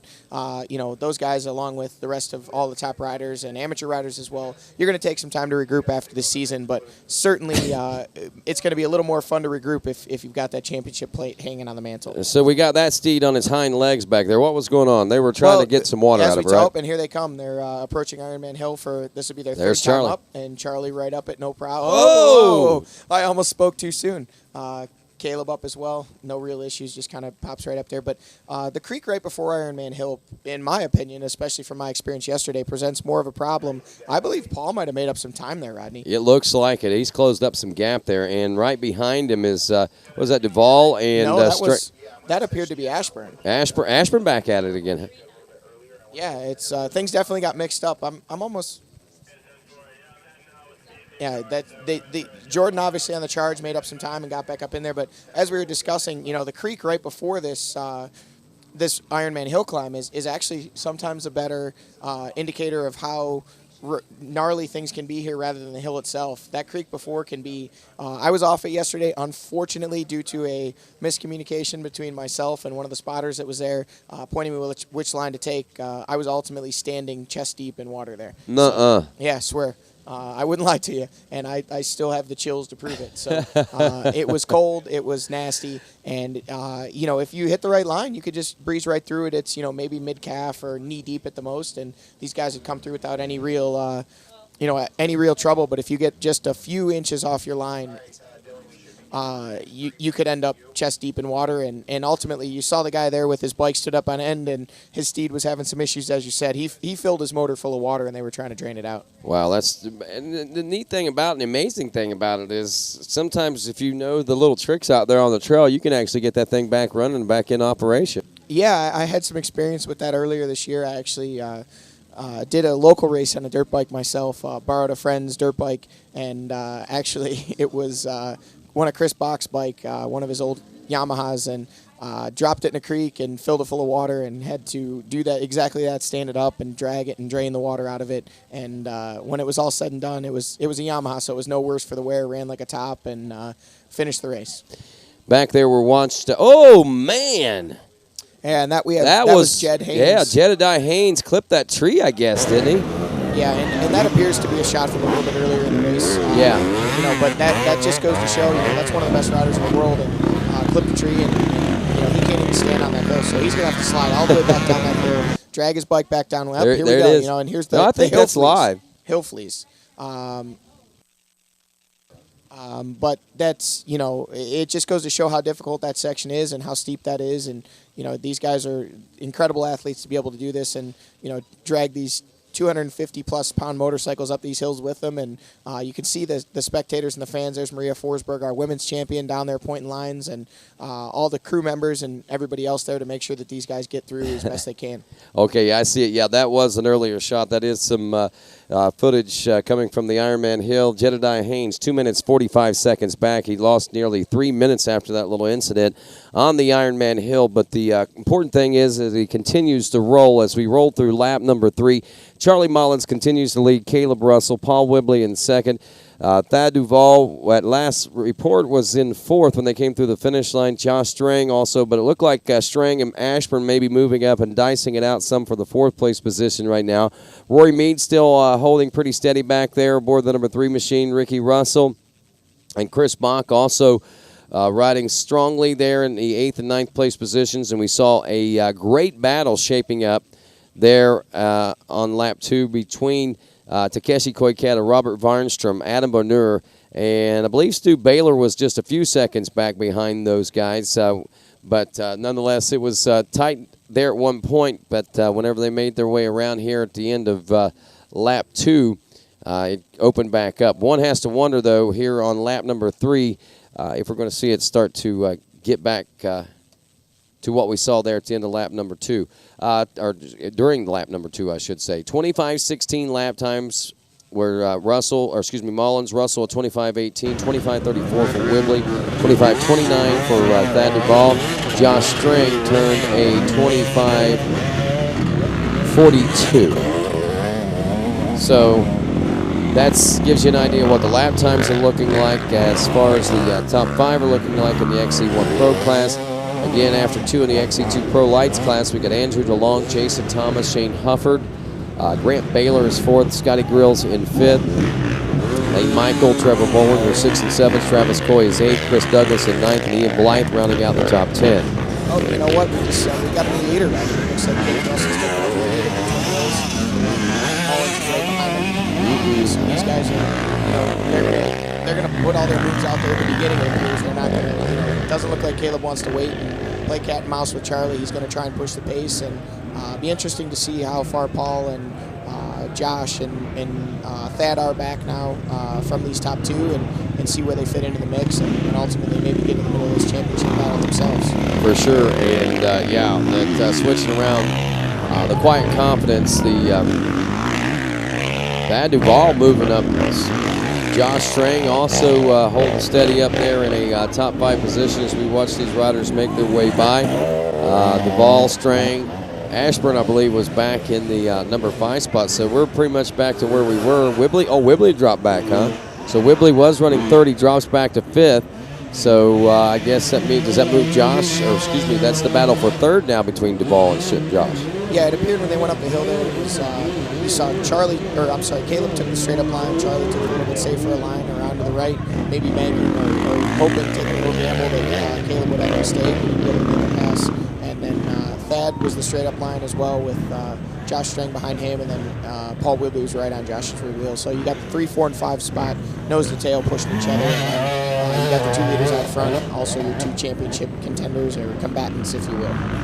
Well, new leader Caleb Russell leading Charlie Mullins as we're an hour and 5, now 6 minutes into this race. Paul Whibley dropping from 3rd to 5th as Thad Duvall and Josh Strang battle it out for the number 3 position. 1 hour and 6 minutes into this AMSOIL Ironman GNCC, and we'll be back with more GNCC Live right after this. 300 searing degrees. 750 pounds of metal twisting torque. 900 hard charging horses. You will never punish your motor oil like this. But it's good to know you could. AMSOIL. Push it to the limit.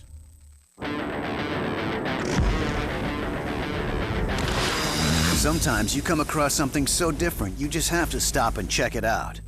The Rocky Mountain ATV MC website has everything you need, from our huge selection of apparel and gear to dirt bike accessories and OEM parts. Our extensive inventory means most orders arrive in 3 days or less. Get low prices, quick shipping, and incredible customer service. RockyMountainATVMC.com. Get ready.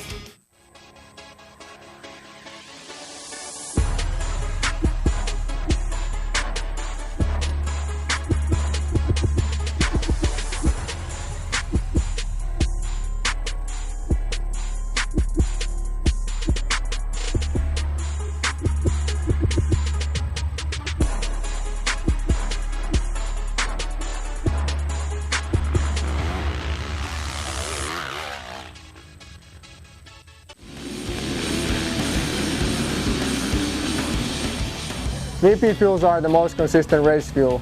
It gives us the best throttle response. Any racer using pump gas should consider using VP. It offers bigger performance gains for your money than any other hard part. And the tuning change is easy when you switch to one of VP's entry-level fuels. We will not be as successful without VP. VP Racing Fuels, purpose-built to take the lead and keep you there. And welcome back here as we roll through and into the second hour of the AMSOIL Grand National Cross Country Championship here on GNCC Live at RacerTV.com. Right now, Caleb Russell has moved into the lead, and a updated look at the championship point standings. If the race finishes the way that it is now, Johnny, we would have, once again, a 7-point lead for Caleb Russell, and he would take the national championship 335 to 328.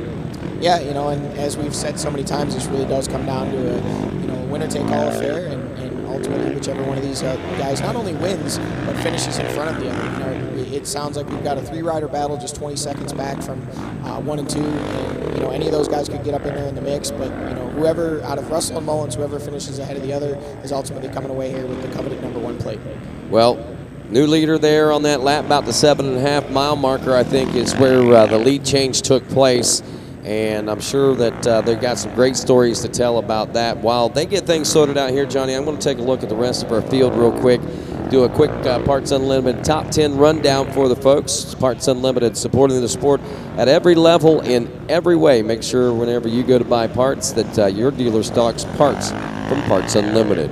In the XC2 Pro Lights class, Andrew DeLong leading after 2 with Jason Thomas in 2nd, Shane Hufford in 3rd, Grant Baylor in 4th, it's Scotty Grills in 5th, Lane Michael, the 26, running in 23 and running in 6th, the 739 and Trevor Bollinger moving up from the 4-stroke A Lights class in 7th, Travis Coy in 8th, Chris Douglas in 9th, and Ian Blythe rounds out your top 10. Open A class, Dual Murphy moving into the lead of that one, Huntington, Indiana native, minute and 15 second lead over Bob Dunlap. Brady Myers running in 3rd now, as the 312 of Ted Mullins is 4th, Timothy Murphy is 5th. Big Jim, actually this little Jim Steiner, 365, James Steiner Jr. running in 6th, Nathan Thornhill, the number 7 spot, he's riding the 58 machine. The 260 of Tommy Mack, is in 8th. Zach Dodson, the 5:12, is 9th, and 4:41 Ryan Prince rounds out the top 10. 258 class 123, Austin Lee from Bedford, Indiana, 32-second lead over Mike Witkowski. Austin Lee out of Bedford, Indiana. Witkowski out of North Liberty, Indiana. Anthony Stone out of Reedsville, West Virginia, the 5:52 runs in 3rd. Then we've got Blake Leonard, the 5:81 in 4th. Spencer Berkey, the 2:68 is 5th. Alex Witkowski, the 5:79 is 6th. 7th, 4:36. Hunter Hutchinson, 8th is the 3:85. Eric Douglas, 9th, the 90. Kirk Geisler. And rounding out the top 10, Caleb Ward.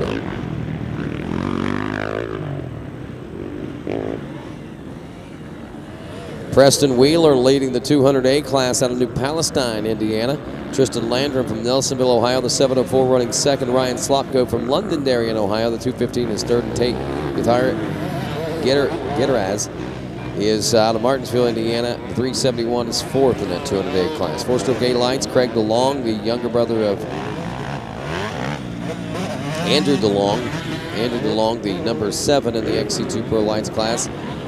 Craig, the 46 in the 4-stroke A lights, is running the lead in that. Andrew France, 983 is 2nd. 3rd, Alex Teagard in the 309. Jake Froman, the 439 is running in 4th. Luke Parsons, 300 is 5th. 720 Derek Spangler in 6th. 7th, 262 Cole Kirkhoff. 8th, Tristan Sumbo, the 170. Josh Keys, the 472 is 9th. And Keith Grant, the 435, rounds out your top 10. Vet A plus 30 class, Jeff Craig leading Dustin Gibson. Good to see Dustin out of Van Leer, Tennessee with us in the number 2 spot. Curtis Ryan in 3rd. Shotgun Sean Remington in the number 4 spot, while TJ Ernie runs 5th. Denny Dooley running in the number 6 spot. Brian Johnson in 7th. Steve Bond is 8th. Darren Chapman is 9th. And Big Jim Steiner, James Steiner Sr., the 75, rounds out the top 10 in the Vet A class. Senior A class, Scott Daubert leading John Roth. Walker Ledke running in the number 3 spot. Mark LaSalle is 4th. Todd Gearing is 5th. Chris Miller in 6th. Tim Pritchett 7th. Troy Stanley 8th. Larry Sylvia 9th. Bob Bergman rounds out the top 10. Up next, Senior A 40. That was Senior A there. I keep bouncing back to it. Open B, Blake Rich, Ryan Inman, Joseph McCarty, Andrew Bolton, and Damian Madison, your top 5, while Brandon Risch, Brandon Peterson, Johnny Schoolcraft, Joe Sawiski, and Nick Nyman rounds out your top 10. It's Open B, 250B, Vance Francis, Ben Parsons, Mason Pratt, Colton Wilkes, and JoJo Bowden, your top 5, while Austin Williams runs 6th, Matthew Donahue in 7th, Garrett Kirby is 8th, 9th, Colin Keegan, and Austin Trotter rounds out the top 10. In the 200B class, William Ruckle, Brandon Gearing, Kyle Pettis, 1, 2, and 3. There's 5 seconds separating 1st and 2nd, and 1 minute and 50 seconds then back to Pettis, running in 3rd. Braden Moore is 4th. 5th, Jeremy Custer, 6th. Cope Beckert. Sam Shaver running in 7th. Zachary Ferentz in 8th. John Hugel running in 9th. And rounding out the top 10, the 445 of Chance Trilliga. 4-stroke B lights class is Cody Jeffers out front of Hunter Maddox. Drake Lineback running in the number 3 spot. Devin Burks is 4th. Fourth. Logan Poole in 5th. Tanner Bartlett is 6th. And our leaders now at the finish line reaching Johnny Gallagher. And it looks like, wow, man, these guys settling into a groove out there. Yeah, we've seen this so many times this season. Caleb out front, Charlie behind him, or we've seen the mirror image with Charlie out front and Caleb behind him. But the ultimate turnout seems to be the same. Oh, what just happened? Oh, that was a lapper. I saw the same thing. We had some people in the CarMate studios here that we thought we were witnessing a pass for the lead, but actually it was a lapper that kind of got in the mix there. So we've seen this so many times this season. These two are out front. They're battling. They're pushing the pace, and they're pulling away from the rest of the field. So they're distancing themselves, and now we're going to, as we approach, nearing the halfway point of this race, these guys are starting to settle into their pace and their groove. And here we've got Thad coming in 3rd, and Josh Strang behind him, and these guys are fighting for overall positions as well. And like we talked about with deals up, and these guys trying to negotiate the best position for themselves for next year. For sure. I talked with Duval earlier today, and he was telling me that he has absolutely nothing lined up for the 2014 season. So he's kind of in hopes that either somebody will pick him up, or something will develop here pretty soon. And I know right now, in my opinion, if someone could just help fund the program he's got going right now, I think he's got a great championship combination with being able to keep that old school and kind of grassroots there with his dad in control of the helm right now. Yeah, they've done a great job this year, winning races and being in the mix so many times, so many podiums this year. Thad's an excellent rider, and he's surrounded with people that are comfortable with him, that he's comfortable with, and he's certainly got the talent to win races and the speed. This year it seems that Charlie and Caleb have distanced themselves, and just like they have in this race, they've done a little bit of that this year, and we see them coming into pit in front of the KTM semi there, and I'm sure they're going to pit together and probably get out together and keep pushing the pace, but we need to stress the fact that these guys are certainly not working together. They are out there trying to beat each other and ultimately decide which one of those two machines walks away with the #1 plate at the end of the year. Hey, man, my old man report, Phil Smith, who is 44 years old, running the XC2 Pro Lights after winning the Senior A-Class Championship. I think he finished in 14th place in the XC2 Pro Lights last race. He opens up after 2 laps here.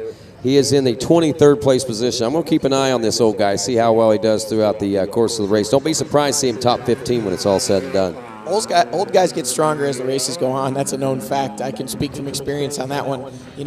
As the race starts off, a lot of these guys have a lot of speed and a lot of enthusiasm. We saw that XC2 Lights class coming through the one ravine section on the first lap, and those guys were just bouncing themselves into the other side, and they weren't scared to hurt themselves. They just wanted to get through there fast. A guy like Phil Smith there, he's going to take his time, pick a good line, save some energy, and all that saved energy adds up at the end of a race. Well, pit stops are happening now here in the XC1 Pro pits as they've made their way around for 3. Paul Whibley, who was 5th place, in and out of the pits now, taking a gas and goggle stop there. And, I got to say, Paul looked, I'm not going to say Paul looked like he was under any pressure or anything, but Paul did seem and appear a little more stressed today than I have seen him all season long, as a matter of fact. Even on the days that I thought Paul would look stressed, look a little intense there. I think he's got a little higher expectations for himself than he did heading into Ohio a couple weeks ago. It sure must have been tough for Paul coming back from that injury and that time off. I mean, he certainly believes in his skills and believes in his program, but at some point you have to wonder, when you've been away from the racetrack for that long and you haven't been in the mix, where you stack up. Well, 2 weeks ago in St. Clairsville, Ohio, Paul proved that he was a race contender for race wins and ultimately trying to set himself up to be a championship contender for 2014 once again. So I wouldn't think you're wrong at all in saying that he probably had a little higher expectations coming into today, and he wants to be up in there mixing it up with with Charlie and Caleb, and he's obviously doing well here at the beginning, but he probably needs to pick it up a little bit to get on that podium if he wants to be in there in that mix battling with those guys. For sure. Taking a look at the gaps in the lap times, just to give you an idea what's happening there. Caleb Russell, a 25:10 lap time last time around. Charlie Mullins, a 25:13. Duval, a 25:36. That's somewhere in the neighborhood of 23 or so seconds, or several seconds. I think it's like 23 seconds still slower than Mullins and Russell, but that's added up now to 52-second gap between second and third. And as we look back to the battle for third, it's Duval, Strang, and Paul Whibley. Now, Whibley before that pit stop was only 2 seconds behind Josh Strang, and Josh Strang was only a second or so behind Thad Duval. So you got to wonder. I didn't see what the rest of those guys did as far as their pit stops, but you got to wonder what that did. And maybe that was a sense of urgency we were looking at in Paul, that maybe those guys didn't pit, maybe they went on. He got maybe a little bit panicked, thinking, I don't want to let these guys get too far ahead. Yeah, we saw that shot there at the end of the pro pits, and it appeared that Paul had lost a little bit of ground in the pits, but maybe it wasn't the sense of urgency so much as it was the sense of calm. I mean, Paul and Andrew DeLong having a little bit of trouble getting his Husky started there in the pits. I believe he's still the XC2 leader. I see Jason Thomas's crew anxiously awaiting him. So it appears that DeLong is still leading that XC2 Pro Lights class. But with Whibley, he's got championships under his belt multiple times. He's won countless races. He's got the composure he needs to, keep himself rolling and get himself back up into podium contention. Just those few seconds he may have lost in the pits aren't going to affect him in the grand scheme of things today. So Caleb Russell, Charlie Mullins, Thad Duval, Josh Strang, Paul Whibley, all vying for podium position finishes today. Jordan Ashburn, who got the $250 all-ball bearing hole shot Award running back in 6th. It's Meade in 7th, Chris Bach 8th, Ricky Russell in 9th, and Takeshi Koikata, the former JNCC champion, rounding out the top 10. Hey, if you want to follow your riders or follow one of your favorite riders in GNCC racing, you can do it easily by texting the word sub, S-U-B, followed by your rider's number to m@gncclive.com.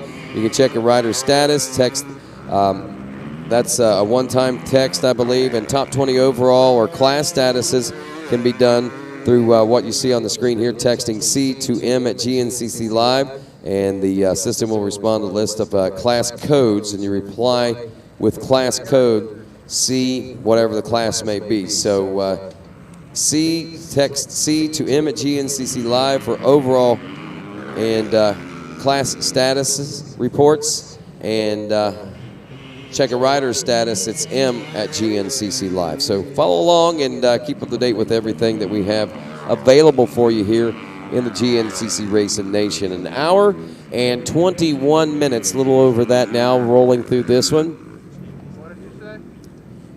Duval still holding on to the number 3 spot, while Josh Strang is in the number 4 spot.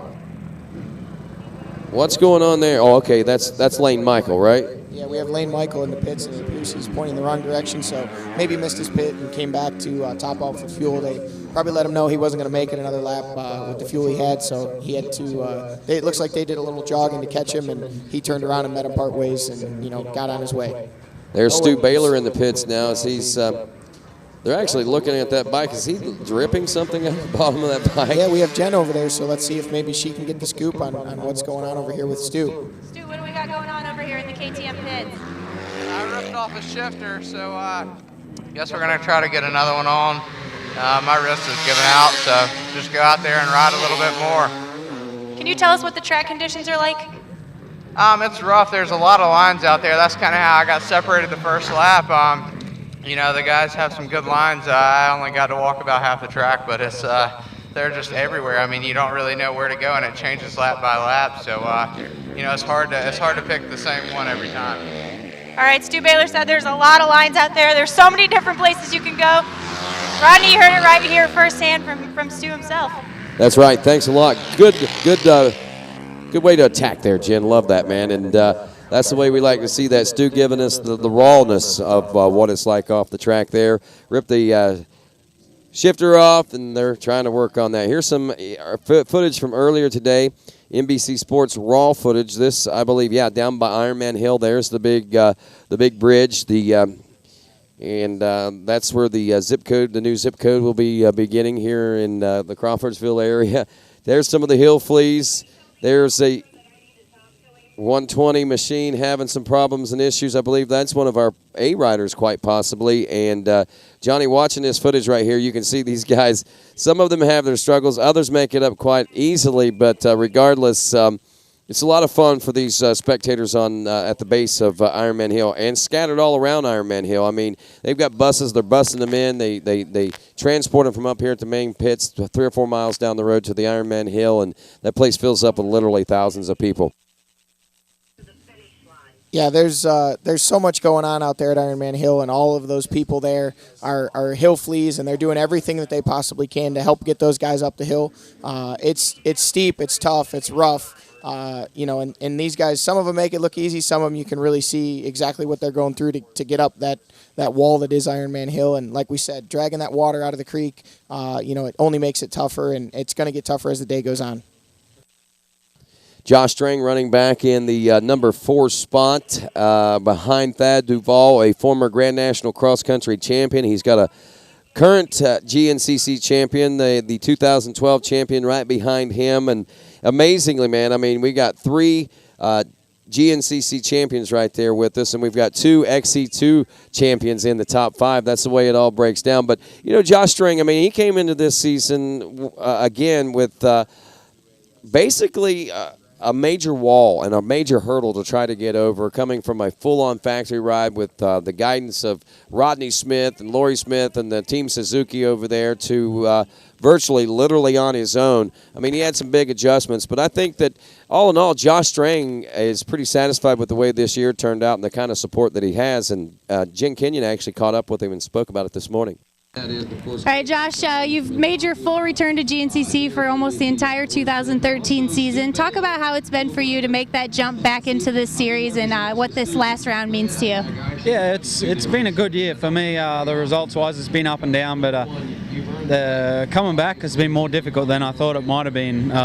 It's funny how much you lose just in a year off from doing these races. They're so tough and hard to be competitive in. It was more difficult than I thought originally, and I finally feel like I'm pretty much back to where I was at, struggling a little bit, like I said, up and down results, but it's been good. Rocky Mountain ATV MC, AMSOIL, Maxxis, Moose Racing, those guys have helped me out and helped fund my program this year, and without those guys I couldn't do anything like this, so I really appreciate all the help I got, and even from everyone at GNCC.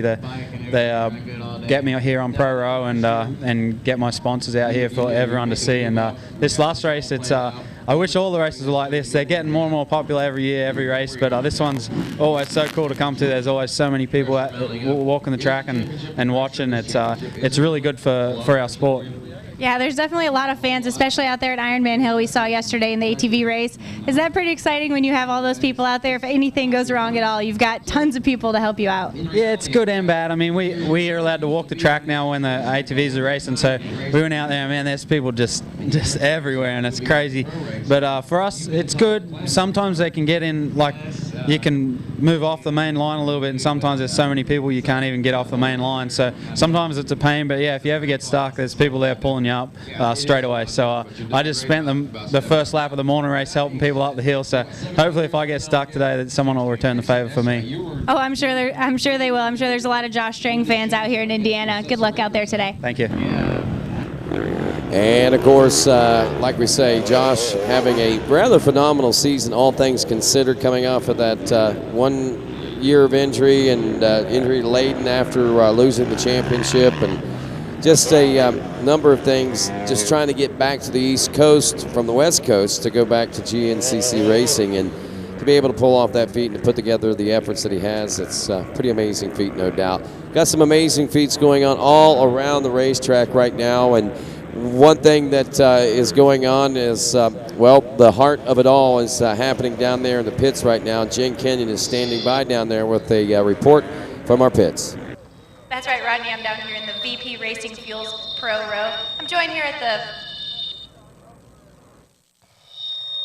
Well, it sounds like you might have to move out of the way. That speaker she might be a little bit too close to a speaker there, so if we can readjust this particular interview, we might have a little bit. Yeah, we can hear you fine, Jen. All right, let me move a little bit away from that speaker there. Like I said before, I'm joined here by Fred Andrews Racing. Man, that speaker is squeaking away. I'm gonna send it back up to you, Rodney. We'll get some things figured out down here, and then we'll get back to it. All right, 10-4. Sorry about that. So while Jen, we're doing double duty here, Jen and I are not only announcing for RacerTV.com and GNCC Live, but also this also goes across the public address system, and it makes it a little difficult sometime whenever we get located logistically just in the wrong place. But regardless, Jen will have an update with Fred Andrews coming up here in a moment. So watching this one unfold right now, an hour and 28 minutes. We're approaching the halfway point of this, and we'll be taking a Mid-State Chevy halfway report look at things coming up here in a few moments. But right now we're watching this finish line region. We now go over to the Twin Peaks region, where leaders are due here at the finish line in about 10.5 minutes, and should be rolling through this section of the race course probably within the next 5 or so. And last check we had, Caleb Russell was leading Charlie Mullins. With Thad Duvall in the number 3 spot, Josh Strang in 4th. And also Josh Strang back there in number 4 ride with Paul Whibley in 5th. Jordy Ashburn in 6th. Roy Mead in 7th. Chris Bach in 8th. Ricky Russell in 9th. And Takeshi Koiketa in 10th.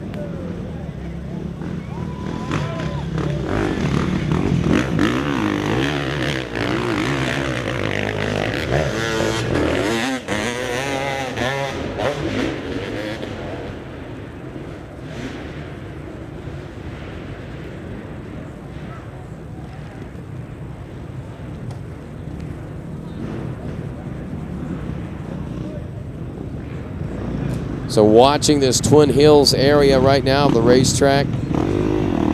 Pros just came through actually a couple of moments ago. Don't think there was any change. Russell Mullins, Duval, Strang, Wibley, Ashburn, I think is what we're looking at.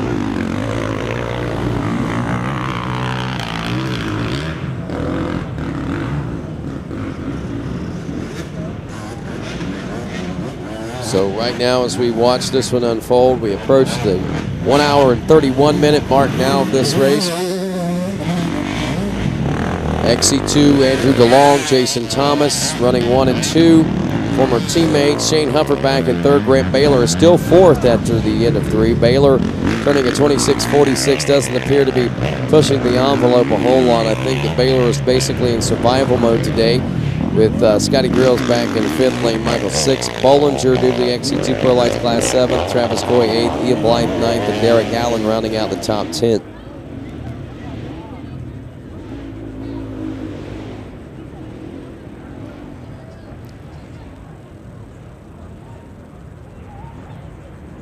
Well, folks, as we watch this race begin to develop, we really are kind of setting the stage for what the last hour, I think, is going to hold for us here at AMSOIL Ironman GNCC Racing. And another exciting thing to point out is the fact that the stage got started being set early this morning whenever we started out with our youth racing. As always in GNCC, we like to do it grassroots style here, and yet again today we had another great battle shape up amongst a few of our youth riders out there, and of course when it was all said and done, well, the dust kind of settled and our champion of this AMSOIL Ironman GNCC came out on top.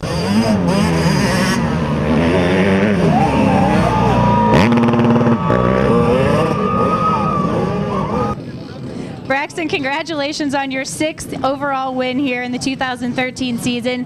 It's the last race of the year. It's got to feel pretty good to get that class championship wrapped up. Yeah, it was awesome. I didn't really figure I'd have it until, because the field straightaways, they were so fast.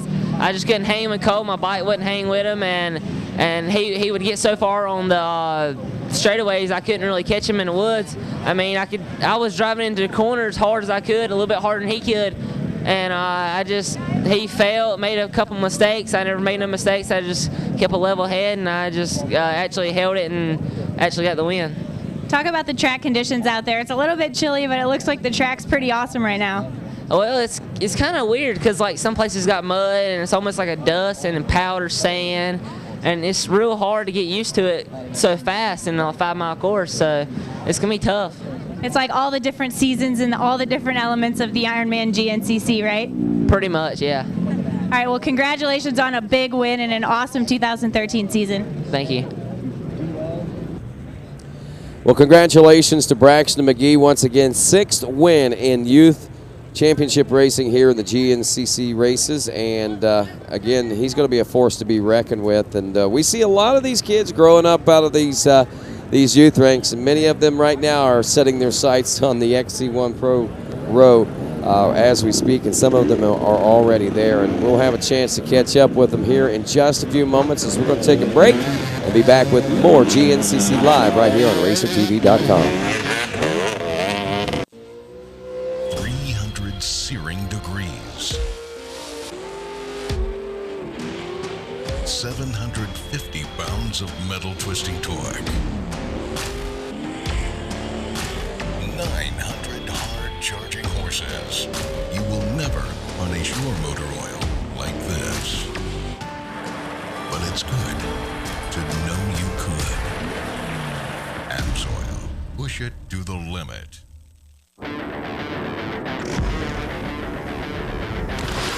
Sometimes you come across something so different, you just have to stop and check it out. The Rocky Mountain ATV MC website has everything you need, from our huge selection of apparel and gear to dirt bike accessories and OEM parts. Our extensive inventory means most orders arrive in 3 days or less. Get low prices, quick shipping, and incredible customer service.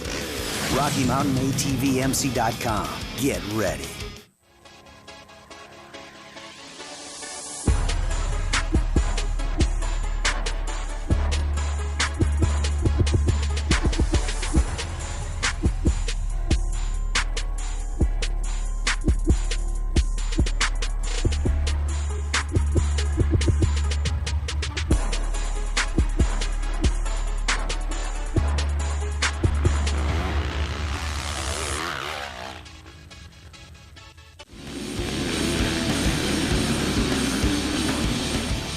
VP fuels are the most consistent race fuel.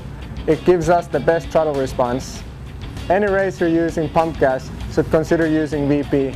It offers bigger performance gains for your money than any other hard part. And the tuning change is easy when you switch to one of VP's entry-level fuels. We will not be as successful without VP. VP Racing Fuels, purpose-built to take the lead and keep you there.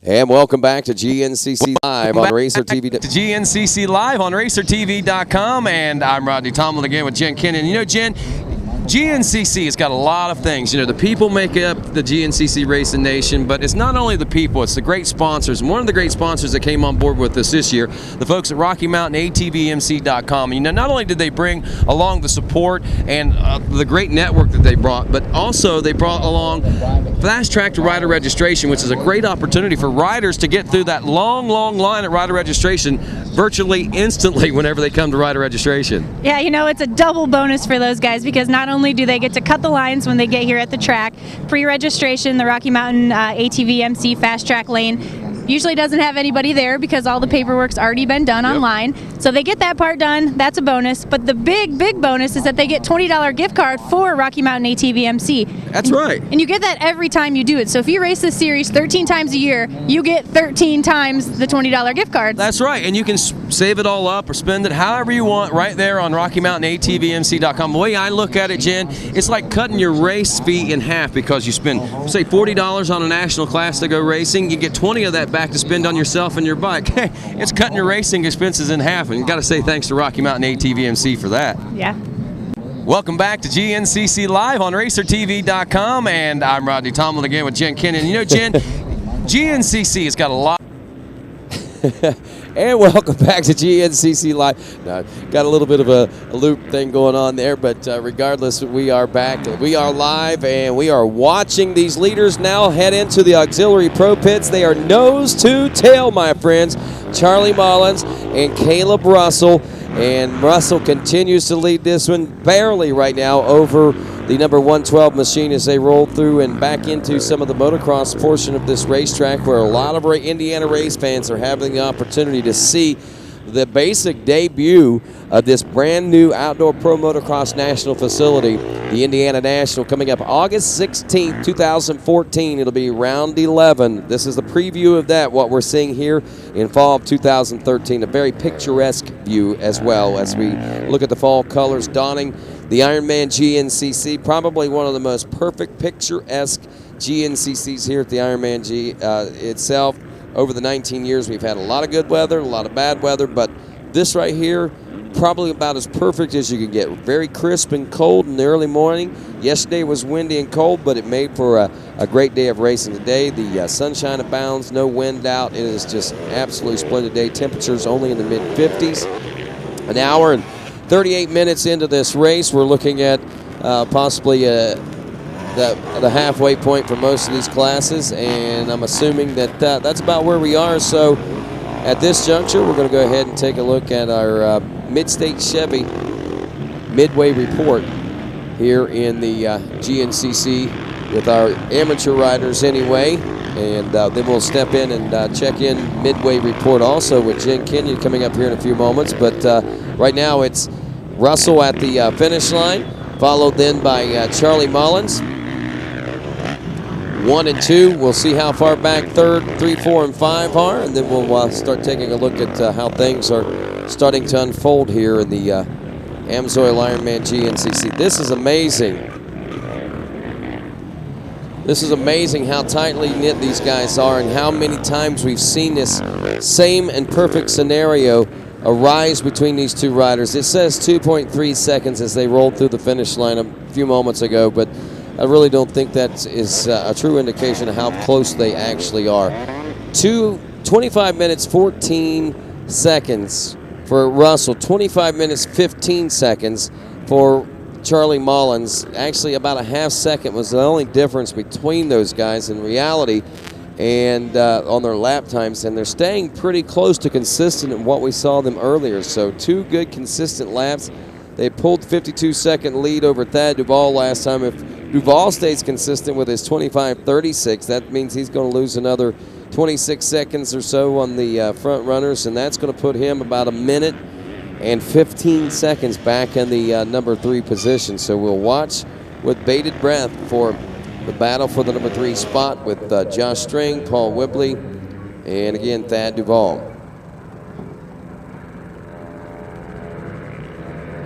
Down on Pro Row, you see down there at the very end the factory KTM. You see Mrs. Whibley down there. She's got her pit board. We've got Auntie Collin down there as he is cheering on his 2 riders, showing no favoritism, it did not appear, and the KTM boys are just telling them to go after it, see what happens, who's going to win this one in the end. And again, we'll know more in about an hour and 20 minutes about how this is all going to unfold as far as the Amsoil Ironman GNCC is concerned.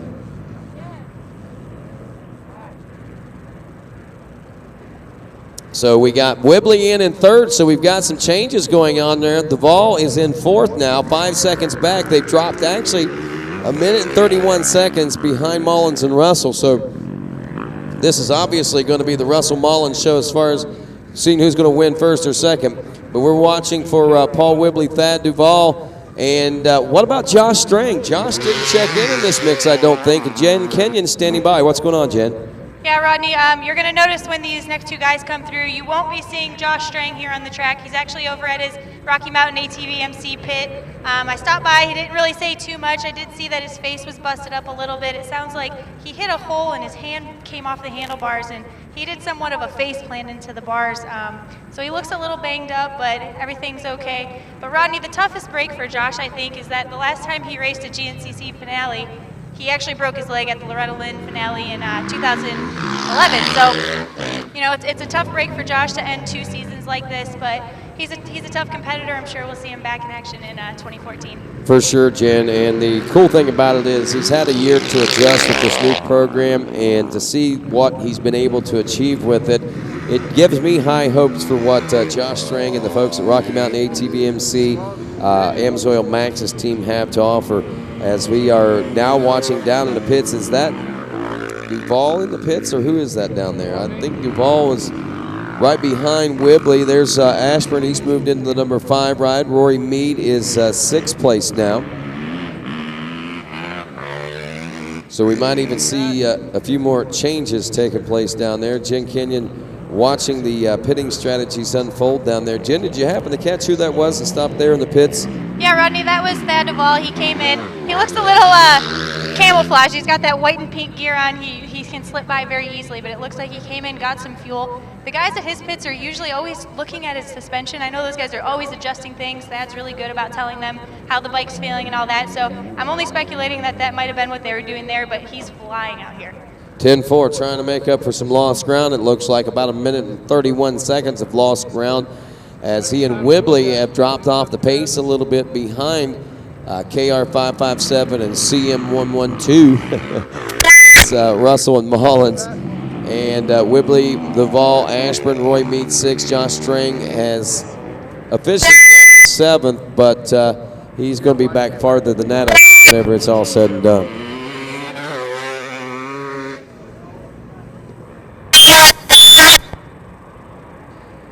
Well, I believe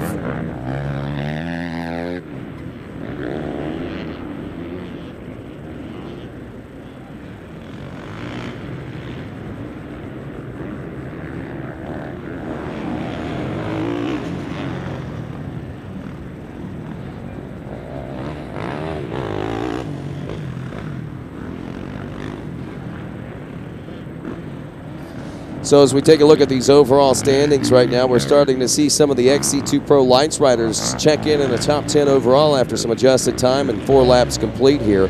DeLong, the number 7, is 7th overall. And again, DeLong not a factor in this championship points race as far as Jason Thomas and Grant Baylor are concerned, due to having to set out a few rounds of racing earlier this year. But one thing that he has done is come back and made his mark in the XC2 Pro Lights class, and a lot of folks know that he should have and could have and would have been a force to be reckoned with had he not had some misfortunes there about midway through the season. But right now, DeLong is 7th overall, leading the XC2 Pro Lights. We see that Ricky Russell is checking in, now 7th in class and 8th overall. Takeshi Koikata is in, the number 11, the former JNCC champion on the Lights Racing Honda out of Moorville, North Carolina by way of Japan. And rounding out the top 10 should be Chris Bach now. But we may have even had a few more changes other than that. We do. Shane Hufford is checked in now 2nd in the XC2 Pro Lights class, but only 3.2 seconds behind Andrew DeLong. And with that being said, readjusting the time factors on this, that actually puts Shane Hufford, the 459 machine, in 8th place overall, while 2nd in class. And Jason Thomas, who is running 3rd in his class, now dropping back from 2nd. The number 8 machine, or actually the number 1, is running 9th overall. And Grant Baylor, who is right there with him, 1.6 seconds between Baylor and Jason Thomas as they roll through now pushing on an hour and 47 minutes of this AMSOIL Ironman GNCC.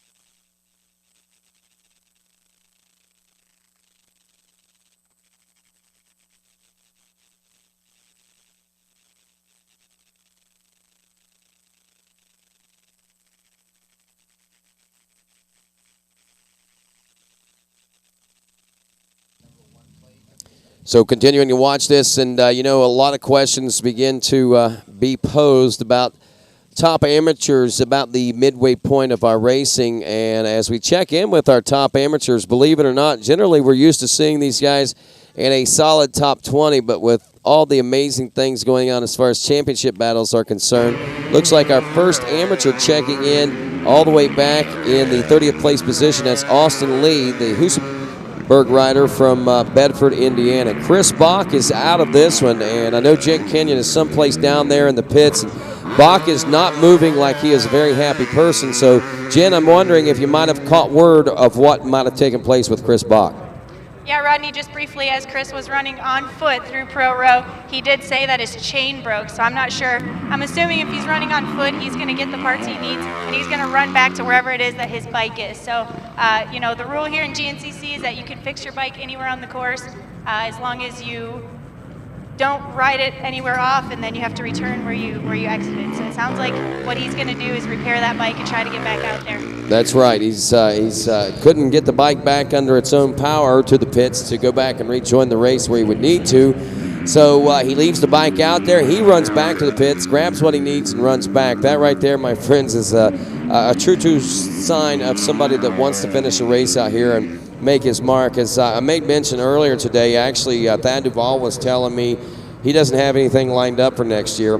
He said, me and Bach were basically in the same boat right here. I'm kind of wondering if maybe those two might not get together and form their own team. They could be a major powerhouse over there. But, this is the kind of thing where Chris Bach has got to try to perform here today, if nothing else for, so you can say, hey, this is the way things went, and this is why it went that way. You can see how dedicated I am, and you can see just exactly how dedicated he is. He is trying to get back into this race and finish Johnny Gallagher, and that's very important. That's a very commendable trait to have in a person for sure. Certainly, and with the GNCC community outreach program that we do through the local schools, one of the things that is stressed is that quitters never win and winners never quit. And obviously these guys out here are all winners, so they're certainly not going to quit. They're going to do whatever it takes to push themselves and their machines to the finish and get the best they can out of the day for sure. Guys, if I could just chime in really quick, it's pretty amazing to watch Chris Bach. He just took the chain off of what I would assume is his practice bike or a spare bike they have over here. He actually had it in his own hands. He's flying now back to the woods to go put it on. That's pretty impressive right there. No doubt. That right there shows your true heart, will, and determination also, Jim. And Johnny, you've been in these situations before, man. You've been out on the trail. You've had mechanical issues and problems and things, and you've had to run back to the pits and go back. I mean, it takes a lot of wind out of yourselves. And look, he's actually mountain biking back to where his bike is. You know, Chris is a Trek-sponsored athlete, so apparently he's going to hop on a mountain bike and do what he can to get back out there even quicker. So, you know, again, shows his determination, like you said, and he's not going to give up. He's going to make the best of the day. And, you know, he also ultimately has a lot riding on today with the number 3 position in points up for grabs between himself and Duvall and Strang. And, you know, obviously with Strang out of the picture, it appears for the rest of the day today. You know, Bach's going to try and salvage whatever points he can to hopefully come out of the season with number 3. There you go. And that's another good reason to be digging so deep and pushing so hard. And, man, where'd that come from? The Vendors Row. We got Darlington Conservation Club down there? Yeah, all the way down on the end, the pork tenderloin sandwich. Well, they got some good stuff down there. They've got New York Pizzeria here, Frankie and the boys from up New York Pizzeria. We've got Faith Alliance, which is a local organization that helps with breast cancer patients in the area, the local Montgomery County area. They're selling strawberry smoothies and a whole bunch of other great stuff, keeping in the I guess, flavor of the pink race here at the Ironman GNCC. We've got more things happening, it looks like, down there near the pits, Johnny. Yeah, it looked like pulling into the beta pits. We had our visiting rider from over in Europe. He was pulling in, looked like he was calling it a day. Maybe had some issues out there, either with himself or the machine, and there was a quick discussion, and then he decided to call it a day, so he's pulled around in the front of the pit. So tough break for him. I know he had some high hope and some high expectations of himself whenever we saw him in Ohio. I know there was a lot of joking and stuff, but coming fresh out of the ISD, he had a kind of a bone to pick, I guess, with Caleb Russell after some motocross testing and things that they were doing over there. Jokingly, he was, you know, coming over to try and stop Caleb Russell, but I think that maybe our Swedish rider might have gotten a bite of Robert Varnström is his name, the American beta rider. He may have gotten a bite of something that I think he really likes over here in GNCC racing, to be honest with you. Yeah, you know, all kidding aside, obviously, I'm sure that was some good-natured ribbing, maybe a little bit of motivation for him, you know, kind of set the bar high for himself, trying to come over here and win. But it is great to see the international flair that GNCC brings. I mean, you have to look, you know, some of the guys that we consider to be regulars and we think of now as you know, kind of homeboys. You know, Josh Strang obviously traveled here from Australia, and Paul Whibley from New Zealand, and, you know, going back in the past champions, David Knight, Juha Salmon. I mean, these are all guys that have come over from Europe and raced GNCC for quite a period of time. And Jason Thomas, he's from Europe right now. I mean, there's a lot of those guys. I mean, I mean, probably if we went down through, we got Takeshi Koiketa from Japan there. I mean, a lot of international flair and a lot of international flavor here on the GNCC trails today. Yeah, and most of those guys started as just a one-off, you know, visitation ride, you know, with one of the factory teams, or a friend brought them over for them to check out GNCC racing, and they got hooked. I mean, it's a very addictive thing, GNCC racing is. Once you try it, you just want to keep going, and these guys are traveling from, you know, far away, obviously, you know, Japan, like we said, Japan, New Zealand, Australia, and have become some of the premier riders in the GNCC series today. Johnny, we're watching Twin Peaks right now, and sometime within the next minute we should be seeing our lead riders come in, that being Caleb Russell and Charlie Mullins, with a 1 minute 31 second lead over that pack of Whibley and Duvall. Another minute and 46 seconds back to fifth place ride Jordy Ashburn.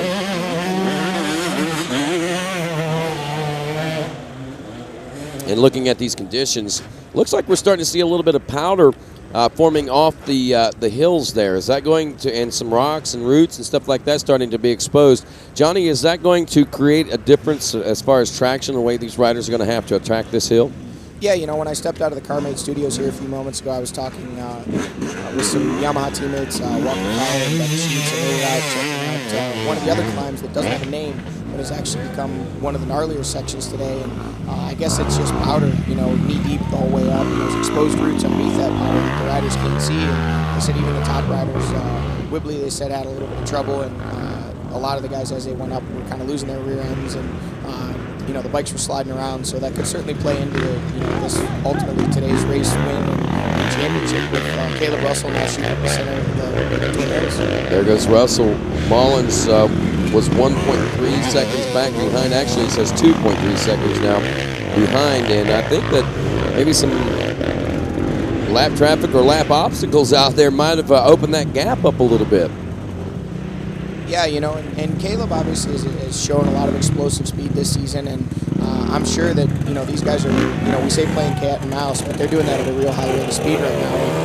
And, with Caleb, maybe it was a lapper that got between them, and then he put the hammer down, and, now Charlie will do his best to get back up on Caleb's rear fender, and if he does so, they'll kind of settle back into that pace. But as of right now, it seems Caleb stretched it out, even if it is just a few seconds. But I'm sure Charlie's certainly not panicking. He can still see Caleb up there in the straight sections, and he's doing what he needs to do to keep close to Caleb and keep in this championship battle for, the time being. Obviously, as we approach 2 hours, these guys are, it's crazy when you think about it, Rodney. After 12 races and 12 races in 2 hours, we're down to the final hour of this championship battle. Wow. It is hard to believe that we are at the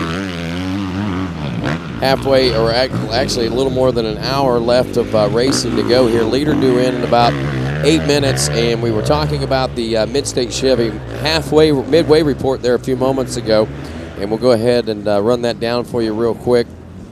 Top 10 in each class goes like this: XC1 Pro, Caleb Russell, Charlie Mullins, Paul Whibley, Thad Duvall, Jordan Ashburn, your top 5. Then it's Roy Mead in 6th, Ricky Russell 7th, Takeshi Koikata is 8th, Adam Varnor 9th, and Robert Farnstrom, who we saw pull off in the pits there a few moments ago, was running 10th. Just that could move Stuck MX Graphics rider out of the West Coast over there, Justin Bonita, into a top 10 position quite possibly. Go to the XC2 Pro Lights. It's Andrew DeLong, Shane Hufford, Jason Thomas 1, 2, and 3, with young Grant Baylor only a second behind Thomas at last report. 5th place, Scotty Grills. 6th place, Lane Michael. 7th place was Travis Coy. Then 8th, Ian Blythe, Derek Allen in 9th. And rounding out the top 10, one of the sons of a 9-time GNCC champion, Eddie Lojak. Remember, back in the day, this is Ryan Lojak out here in the XC2 Pro Lights class. By the way, our 44-year-old Phil Smith up now. I think he was 26th. He's up to 22nd now, so he's slowly working his way up through the pack in the XC2 Pro Lights. That's our Phil Smith update there on the Maxxis Appalachian off-road motorcycle-backed machine out there in the XC2 Pro Lights class. Now look at the Open A class. Dual Murphy leading that one with Ted Mullins running in 2nd. Bob Dunlap, the 545 in 3rd. 103, Brady Myers running in 4th. Big Jim Steiner, actually this little Jim Steiner, James Steiner Jr. I keep getting that mixed up because Big Jim used to ride this Open A class too, but now it's just Jim Jr. there, and we got 365 in 5th place. Timmy Murphy, the 37 in 6th. Nathan Thornhill in 7th. The 512, Zach Dodson runs 8th. Thomas Mack, the 260 in 9th, 441. Ryan Prince rounds out the top 10. 250A class, Austin Lee, 123 out front. Anthony Stone in 2nd. Mike Wachowski is 3rd.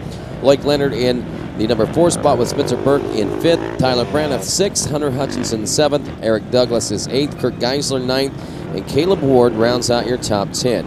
200A class, Preston Wheeler, the Indiana boy, leading Brian Slopko by about 1 minute and 3 seconds. Tristan Landon running in 3rd, and it's Tate Gertans in the number 4 spot.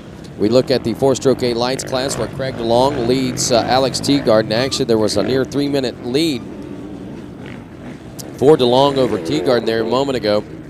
Now we have DeLong with 4 laps, still waiting on Teagard to check in for his 4th lap, but it was Jake Froman in 3rd, Andrew France in 4th, Derek Spangler was 5th, Luke Parsons 6th, Tristan Stumbo 7th, Josh Keys is 8th, Andrew Remley in 9th, and Bo Lang rounded out the top 10. The Vet A30 Plus class, Jeff Craig, the number 1 ride out there, also with 4 laps down, looking for Dustin Gibson, one of the Van Leer Roses himself out of Van Leer, Tennessee. Dustin Gibson, the 176, 1 minute and 45 seconds back. But here's the amazing thing. I didn't realize Dustin Gibson was 30 years old at this point, but was talking with him today.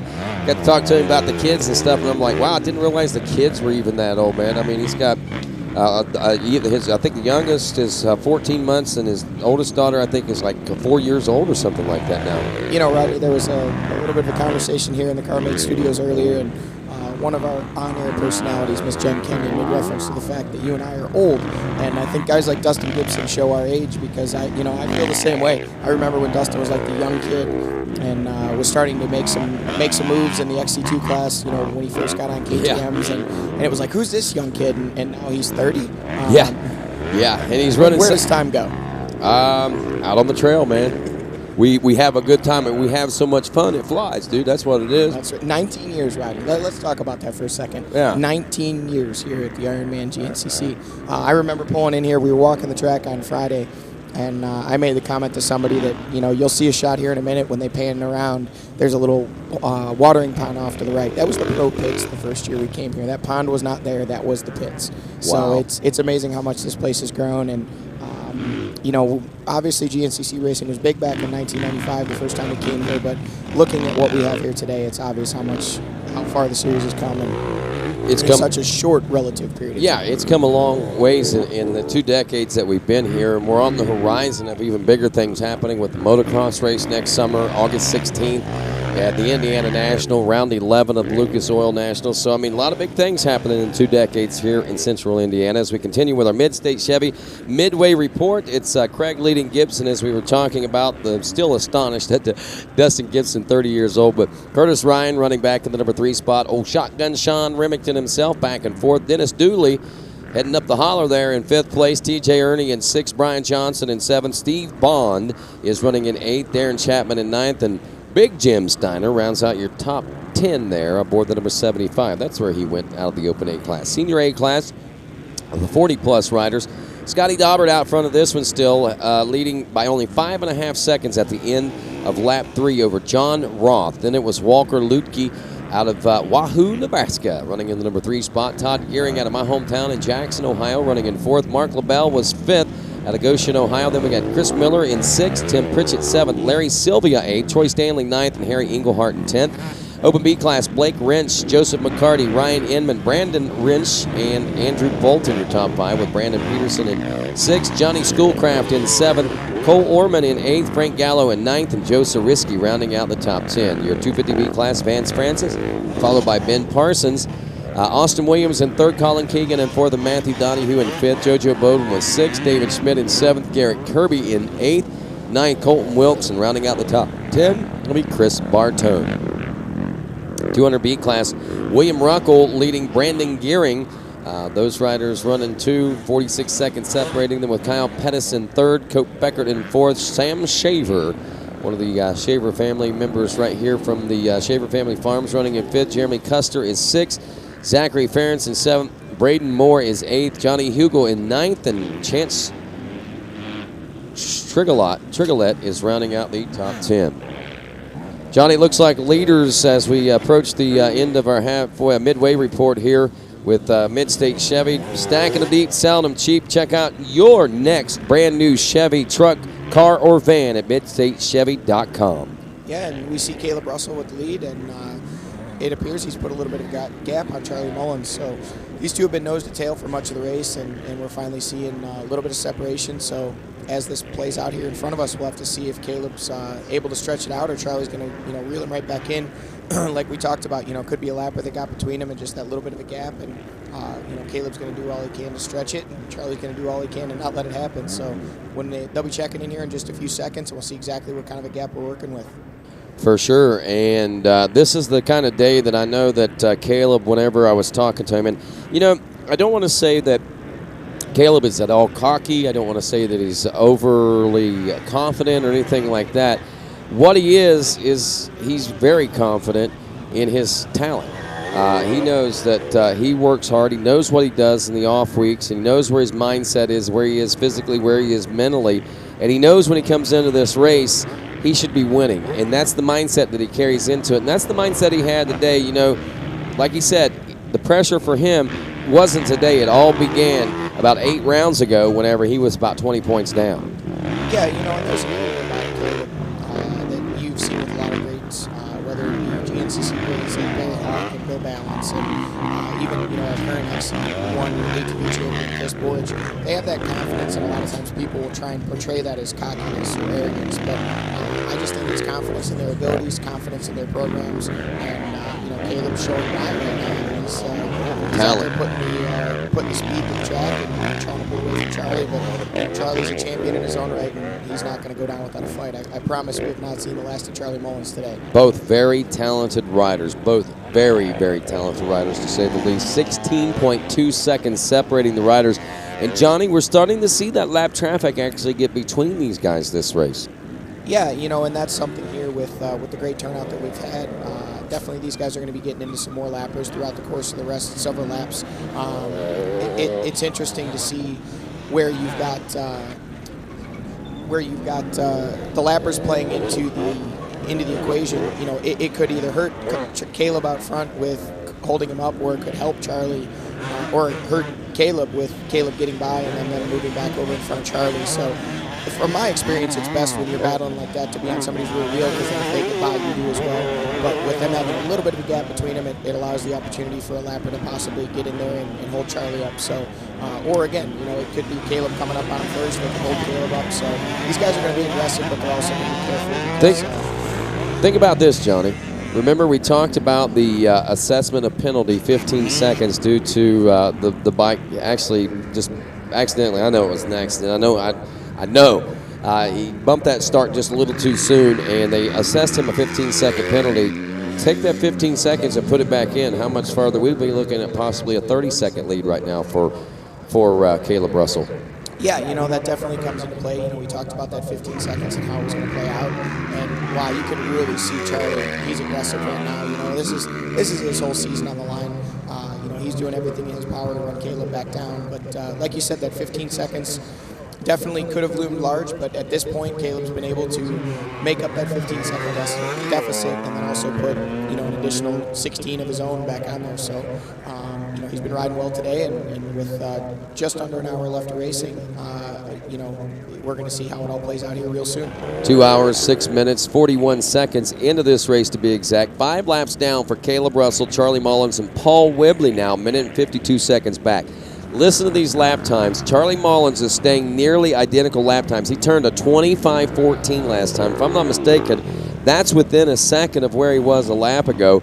However, the big difference here is Caleb Russell literally knocked 15 seconds off his lap time, 13 seconds anyway, as Russell turns a 25-minute flat lap time, 25 minutes, .45. So there's where we're seeing the difference there. It's not a matter of Mullins has slowed down any whatsoever. It's nothing like that at all. It's the fact that Caleb Russell has picked up the pace that much. Now, as far as Wibbs is concerned, the 25:35, he's running about 15 to 20 seconds off the pace of Mullins right now, losing from, a minute and 31 seconds now to a minute and 52 seconds. So Whibley, again, saying earlier in the day that he wasn't going to put himself in a position to mess anything up between these two riders. He wanted to let them have a chance to find it out amongst themselves. So he's running back in the number 3 spot right now. The big question for me is, where is Thad Duvall? A lap ago, Thad Duvall was only 5 seconds behind Paul Whibley. This lap, it's been every bit, I'm sure, of a minute. And we haven't even, maybe 2, there's Whibley in the pits right now as we're watching him get water. There's Catherine, his wife, giving him the water, and he gets a full tank of gas, fills up, tops off that gas, and he's back off and rolling. Where is the 989? I mean, is he having that big of problems out there? And Jen Kenyon joining us here in the CarMate studios to give us the scoop. What's happening? You know, Rodney, I checked in with the Thad Duvall pits just there. We saw that something was going on the rear end. It sounds like he's having issues with his rear shock. They tried to adjust it a little bit, but they said he might be kind of losing it altogether. So it'll be interesting to see how that bike's moving when he comes back through here again. For sure, if it even has suspension. And that's a tough break for Thad. That's 2 races in a row that he's gone back to the 450, and he's had those issues and those problems out there, you know? You know, Rodney, it's easy to see why he'd have rear shock issues out there. This track is, as we discussed, with it now being the 7th race and, you know, approaching or possibly over 2,000 riders and drivers with the UTVs out there. This track is really rough right now, and that really does take its toll on your suspension. That suspension fluid, the oil inside the shock heats up, and myself, you know, yesterday towards the end of the race, I was impressed with my suspension, but at the same time, I made a comment, and, you know, Walker Fowler, who finished yesterday, second yesterday in the ATV race, and Chris Bortz both made the comment after the race. They did not anticipate the track getting as rough as it did. Yeah. That's, you know, and that's, you know, I mean, we've seen a lot. That's what the great thing about Ironman is. There's so many, throws something different at you every year, and you can't get used to it. I mean, you just cannot get used to the conditions here at the Ironman. Rodney, I don't know. This might be a little too nostalgic, and maybe I'm reaching for it, but I feel like this is kind of the embodiment of Bob Sloan. You know, the man Right. this race is named after, and this track. You know, just when you think you've got it covered. Pardon me, that's a little hoarseness from yelling at lappers yesterday, but you know, just when you think you've got it covered, you think you've got it figured out. This track will reach up and grab you, whether it's a hill climb, whether it's a mud hole, or whether it's just the rough nature of the track in general. This Ironman racetrack is alive, and it's challenging these racers today. It most certainly is, and it holds the true spirit of Bob the Ironman Sloan, and rightfully named, I can tell you that for sure. Waiting on the XC2 guys right now, and Andrew DeLong. There's Andrew DeLong. Andrew DeLong checking in with the lead in this one right now as he comes through the finish line region. That puts him 6th place on the overall right now, and leading the XC2 Pro Lights. There's Ashburn in the Pro Pits getting some gas and some water right now. By the way, lap time for DeLong, 26:33. Those guys off about a minute and a half off the pace of the front runners in the XC1 Pro class. Yeah, Andrew's had a great year, and unfortunately that injury he had kind of took him out of the championship battle. Jason Thomas made the comment at the last race in Ohio that this was DeLong's championship to lose, and unfortunately his injury did just that for him. But, that's part of racing, and Jason Thomas and Grant Baylor have kept themselves healthy all season, kept themselves in this battle. And, interesting thing, when I stepped outside the studio earlier just for a moment, just happened to time it perfectly. I was looking at the finish line just as Grant Baylor and Jason Thomas came through the finish line together, wheel to wheel. And, so we've got our XC1 championship battle. Obviously, it's whichever man finishes ahead of the other. Not quite as much, of a cliffhanger in the XC2, but nonetheless, we still have nearly an hour of racing left. Anything could happen. And I think with Grant Baylor, where he's at right now, he's kind of in the catbird seat. Obviously, he's got the points that he needs, per se, in the bank, I guess you could say. But he ultimately still needs to finish this race. But it was interesting to see him push up to the rear wheel of Thomas, just to kind of keep an eye on that championship rival. For sure, and it's got to be looming in the back of his mind, or somebody's mind out there anyway. It is mine. Everything's went so well for the young Grant Baylor, and the last couple of rounds they haven't treated him as nicely. And there comes our leaders in with the XC2 Pro Lights class right now. And we had Andrew DeLong. Shane Hufford was running in second, but Grant Baylor, 1 minute and 44 seconds back, has checked in the number 2 spot now. So he's gotten around Hufford, and he's gotten around Jason Thomas both. So this final hour is basically going to be some victory cruises right now. There's the far Husqvarna pits. We got Fred Andrews down there. Fred Andrews Racing, and as we're watching the live scoring here, we see that Thad Duvall has not yet checked in. Unless we missed him, or unless his transponder's not working, it doesn't appear that he has checked in this lap. So there's been a change in the XC1 class and also the overall. DeLong, as you said, up to 6th overall, and Grant Baylor 7th, moving him up to 2nd in XC2. So we have to wonder, did that shock issue that Thad was having get worse, or is there another issue he may have run into along the trail? Well, we have DeLong, Baylor, Hufford, and Thomas all checking in now from the XC2 Pro Lights class. And yeah, again, I'm of the mindset, I think that whatever suspension issue happened for Thad has quite possibly taken him out of the running. But here's an interesting thing to think about. Remember, in Ohio a couple weeks ago, he refused help, didn't want any assistance or anything like that with some mechanical issues he was having then. So maybe he's done the same thing, stuck the bike over in the weeds. He's running back to the pits himself, going to try to fix things, get back into the race. Yeah, especially last race. I mean, that obviously with the championship battle between Mullins and Russell, those guys have kind of got the 1-2 positions locked down. But as we've mentioned to you before, there's a heck of a battle brewing between Chris Bach, Josh Strang, and Thad Duvall over that number 3 ride for the year. And Chris Bach has 192 points in 3rd, with Josh Strang in 4th with 176, and then Thad Duvall with 161. So if Thad could score some points today with Strang apparently out of the running, at least at this point, that could ultimately loom large for the number 4 spot. Mathematically, it doesn't look like Thad would be able to catch Bach. Even if Bach does not finish today, he would come up 1 point short if he won the race, which he's a good ways back from doing that right now. But it's in these guys' head, all the math plays in, and they know going in what they need to do. So I'm sure Thad's going to do whatever he needs to do to finish, to get the best out on that bike as he can. And speaking of what they need to do, young Grant Baylor in the pit stops there on the KTM, checking in 2nd place. Yeah, he too knows what to do. He may be young, maybe the youngest rider to ever win the XC2 Pro Lights class title. Maybe the only and the first rider to do it in their rookie season. A couple historical things, but one thing is for sure, he knows the math. He knows what he's got to do to make it happen. And I know that Jen Kenyon had a chance to catch up with him, talking about that and a few other things earlier this morning.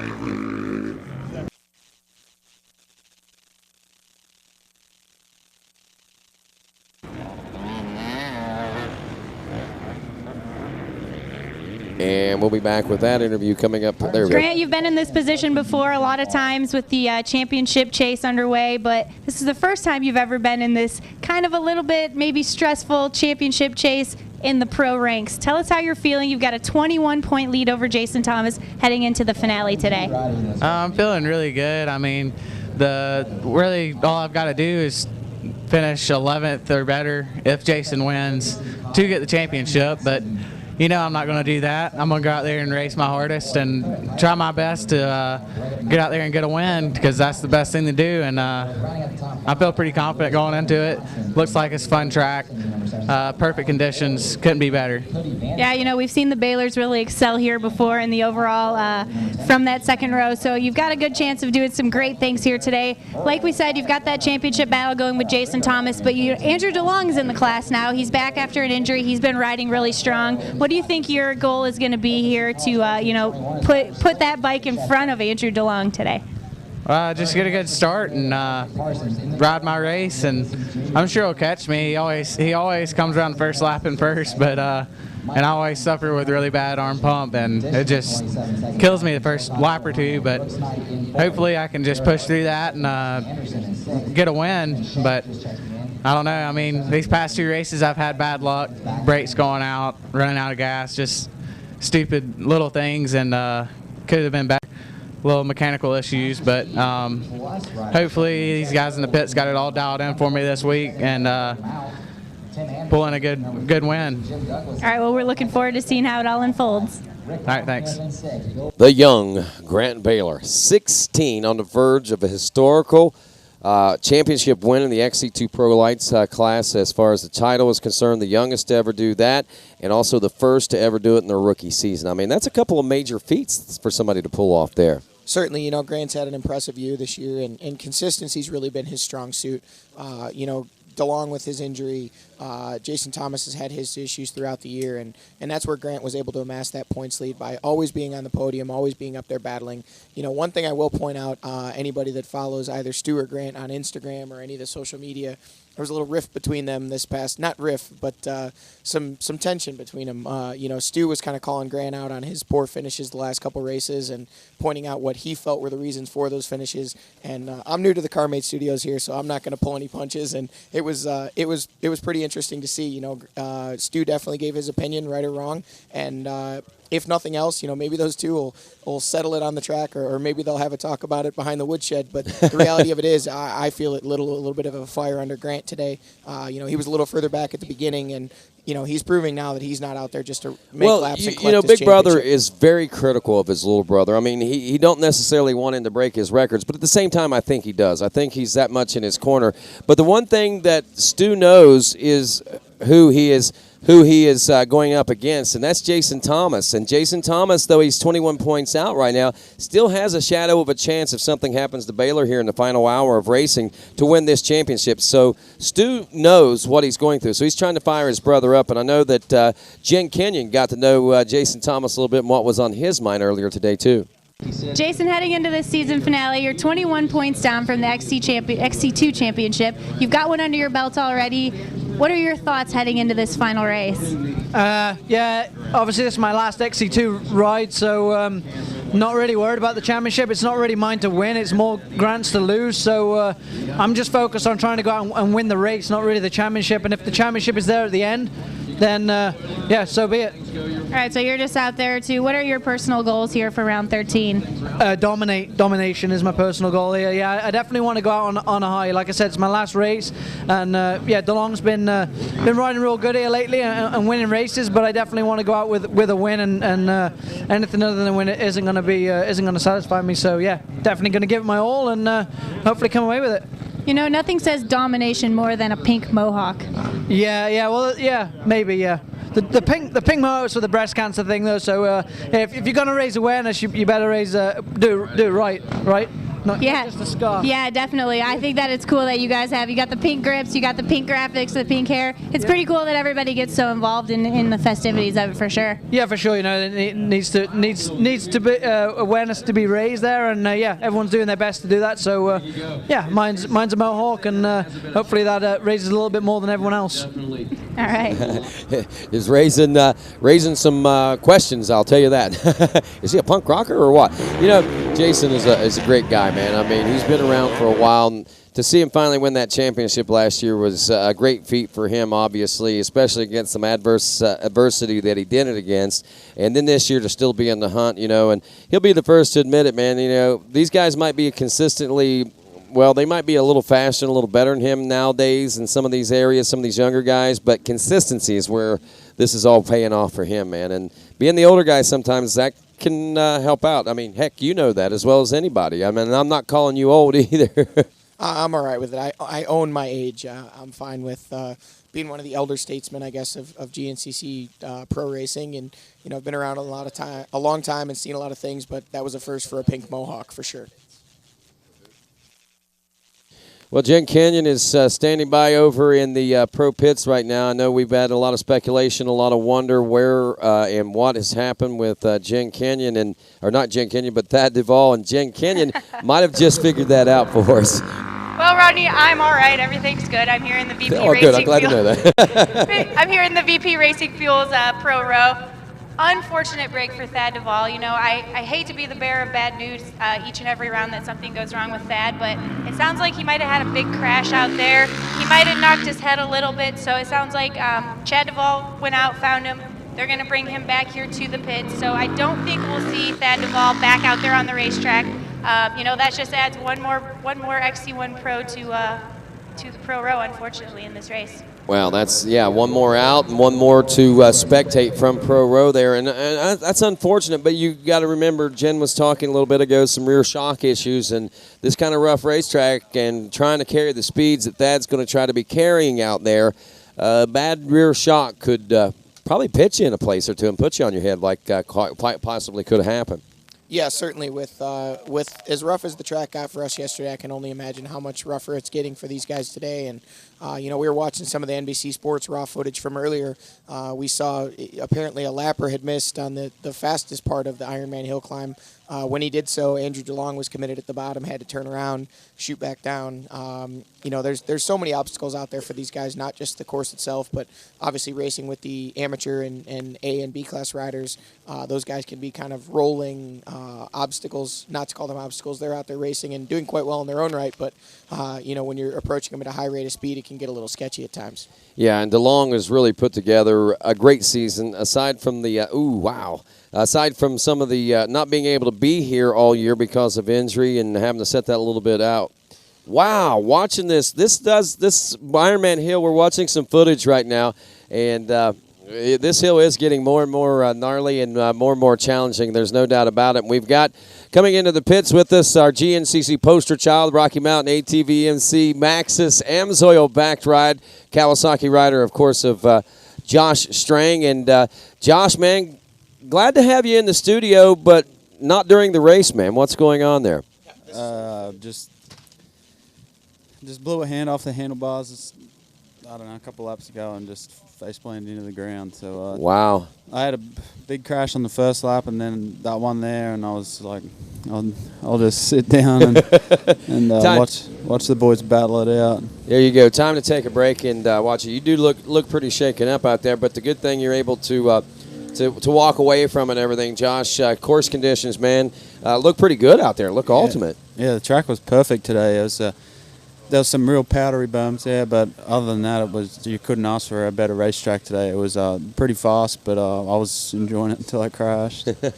So what exactly happened to put you in a crash situation? Just don't know? Yeah, I just wheelied. There was like a G out before we going up a hill, and I'd been wheeling it the 2 laps or 3 laps before, and I just did the same thing. And for some reason, when I wheelied it and G'd out, and my hand just blew off the handlebar. And wow.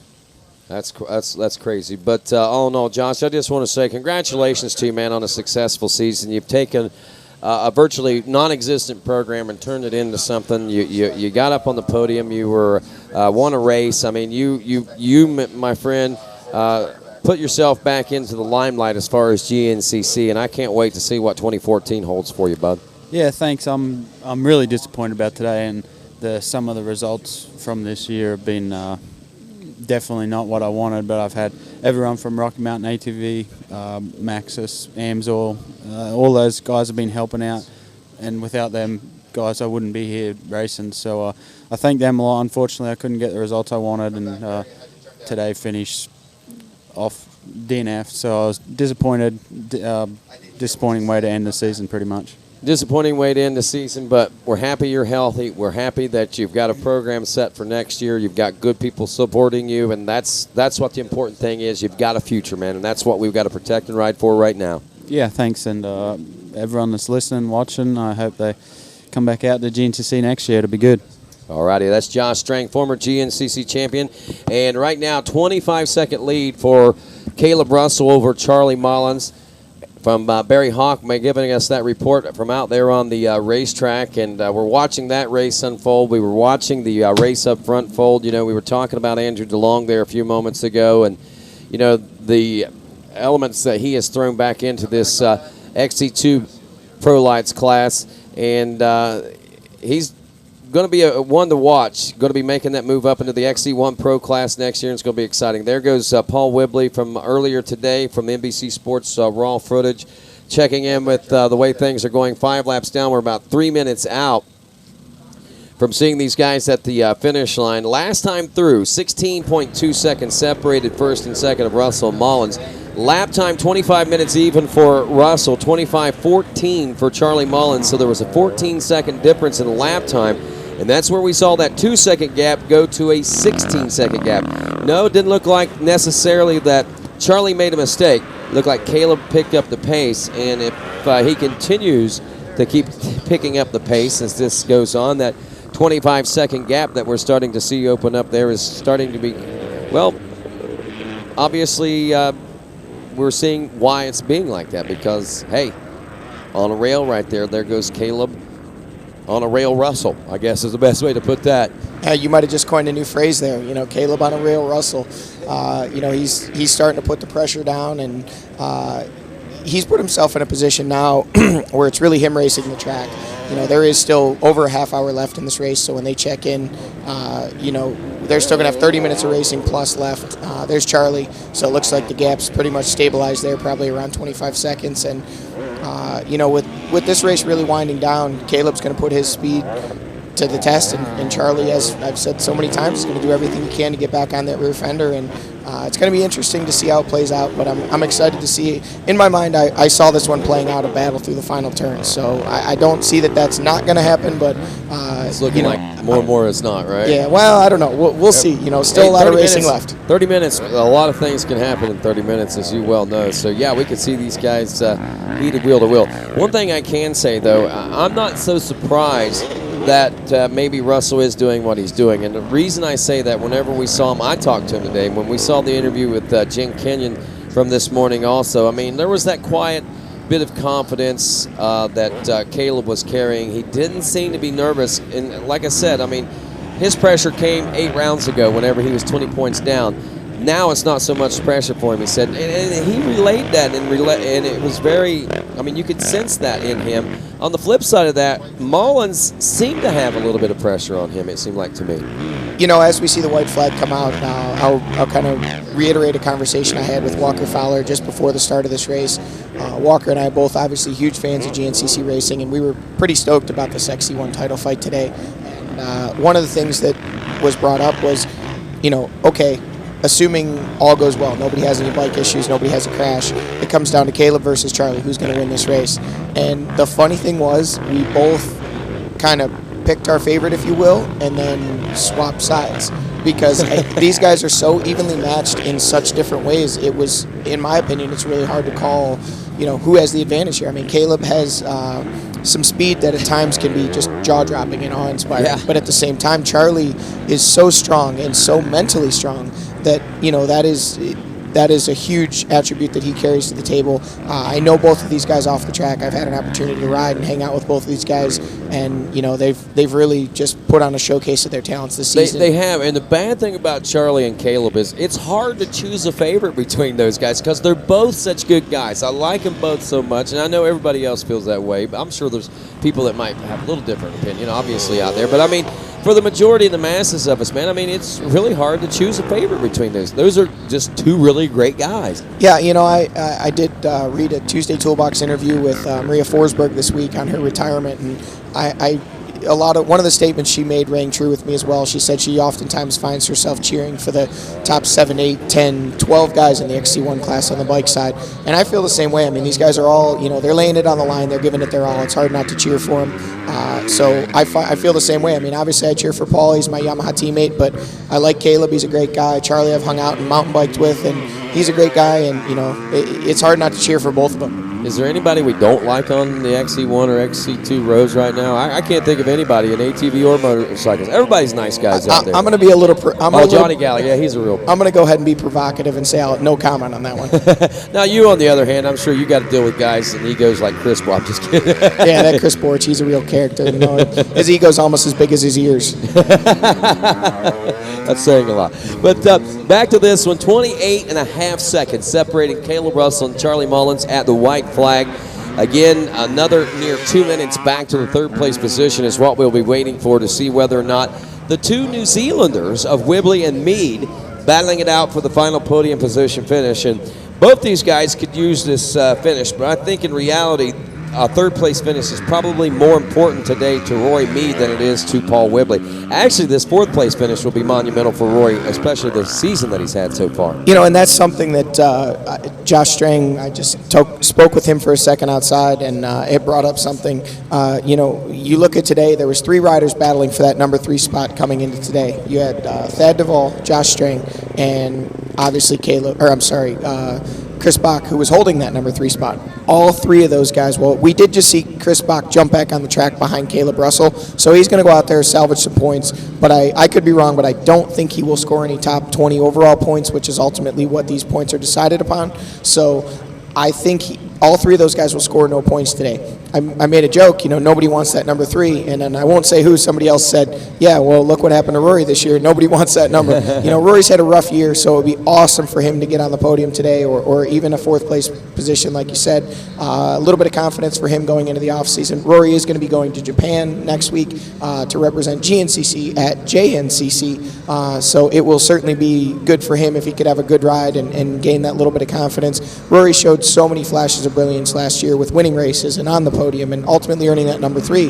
I don't think we've seen the last of Roy Mead by any stretch. No doubt about that. And, of course, we'll see more of Rory Mead in just a few moments as Caleb Russell leads Charlie Mullins 28 and a half seconds. Paul Whibley another couple minutes back with Roy Mead another couple back and forth, and Jordy Ashburn rounding out the top 5.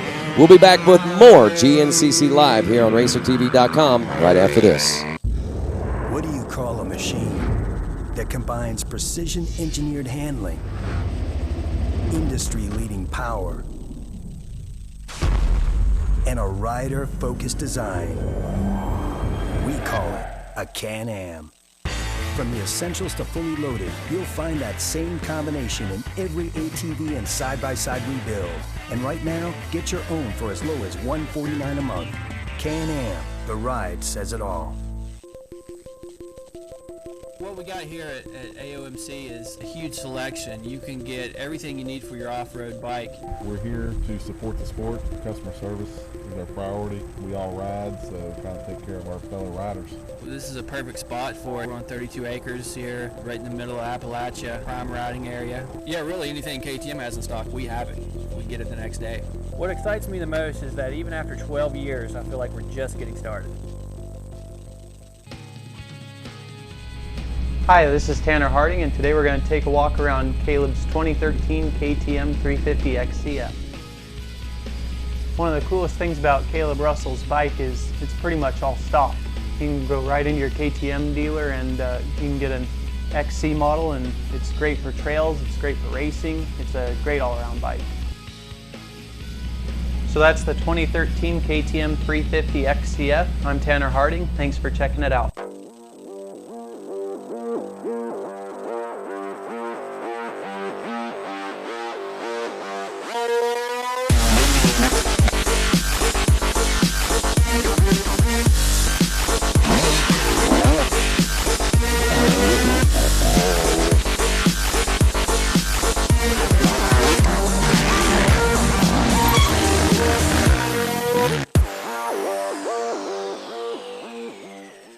And welcome back to GNCC Live on RacerTV.com, the 19th annual AMSOIL Ironman GNCC. Rodney Tomlin along with Johnny Gallagher. And Johnny, you guys actually get a chance to go out and visit and meet and greet with some of the local community schools.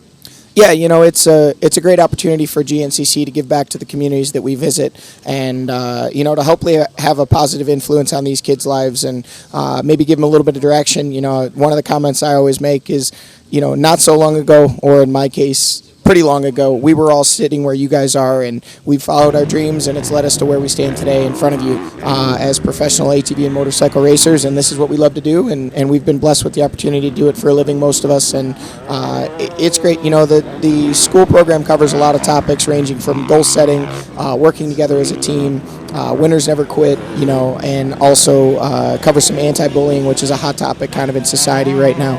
So Jen Kenyon and the GNCC team have put that program together, and I'm proud to be a part of it in some small way. Wow, you guys are just like some positive reinforcement advocate group out there just going around the nation. I mean, so I guess it's true. What we see in the pits amongst you guys, you live that, huh? You know, in all reality, this might sound cheesy, but GNCC racing and ATV racing in general has given me everything in my life, so anything that I can give back to anybody is a small drop in the bucket in my mind. Well, I've talked about you a lot over the years, man. I know.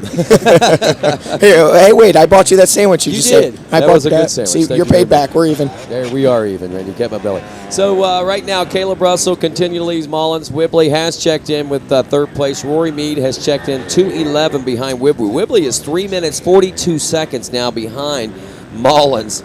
And Mead, 2 minutes and 11 seconds. The lap times, 24:38, 24:50 for Russell and Mullins. One of the things you can really see there is as Russell and Mullins push the pace to ultimately put the wraps on this 2013 championship fight, they're really pushing that pace to the point that you know, they're showing that little bit of extra edge that they've had all year. And kudos to Paul Whibley, though, another podium ride. You know, second race back on the bike, and like we talked about, how bike fit is he? You know, one of the things that was brought up this week when someone else brought that up is Paul Whibley doesn't give up. The Axeman has no quit in him, so you know, he's definitely going to do everything he can to hold on to that number 3 spot. Yeah, we're trying to figure out a name for his baby. I thought Okie, like an oak tree or something like that. You mean Miss Piggy? Have you met Miss Piggy? I have met Miss Piggy. He's got a potbelly pig down there, and she's lovely. You know, she's friendly, like a little puppy or something. It's pretty neat. You know, I have to make a comment. You know, I've known Paul for a number of years, and Paul's a pretty quiet, private guy. He and Catherine are great. I like them both a lot. But I've noticed, it seems to me the last 2 races, Paul's come back, and you know, I made the comment to Donnie Luce, the big boss at Yamaha. He's here this weekend, and I told him last week when we were talking, I believe it was, I said, you know, Paul had a different air about him. Just seemed to be having a lot of fun being at the track, and you know, for a guy like Paul that's been doing this so long, you know, he's traveled all over the world racing his dirt bike. He's won championships. He's done everything. You know, maybe this little step away in the time it took him to rehab that injury and the surgery, it gave him that fire. It gave, you know, that appreciation for being at the track and doing what he does. And, you know, he's digging through the pain and digging through maybe his little bit of lack of fitness that he might have and a little bit of bike fit issue that he may be having. But putting it on the box is an awesome ride for him today. Don't forget, folks, tweet your podium predictions to and hashtag those GNCC Live for a chance to win $250 in AMSOIL products. We will be choosing the winner randomly here in the next few moments, so you still got some time there. But hashtag your tweets and podium predictions with GNCC Live for a chance once again to win $250 in great AMSOIL product. We will be choosing the winner rather randomly, and not random at all, I don't think, but certainly someone that has made a mark, and I think it's something that is, again, a destiny, not random. but destiny, and that is Maria Forsberg and her mark on the GNCC Racing Nation. And Maria, welcome here to the CarMate Studios. One thing I do want to say, thanks again for the great memories that you've given us here in GNCC Women's Class Racing, and congratulations on a successful career. I understand that you're actually retiring. Yeah, I decided to retire a little earlier, a few weeks ago, and talked with my husband and everything, and he was very supportive in whatever I decided to do, and I decided to retire. I'm at that point in my life where I want to try some new things, and I like CrossFit, and I love mountain biking and downhilling and everything, and so I kind of want some weekends free to try some stuff and see. Maybe I'll compete in something else. You never know. There you go. Now let me ask you, looking back over how many years? What, 5 years now you've been here? I think 4. 4 years. 4 years that you've been here.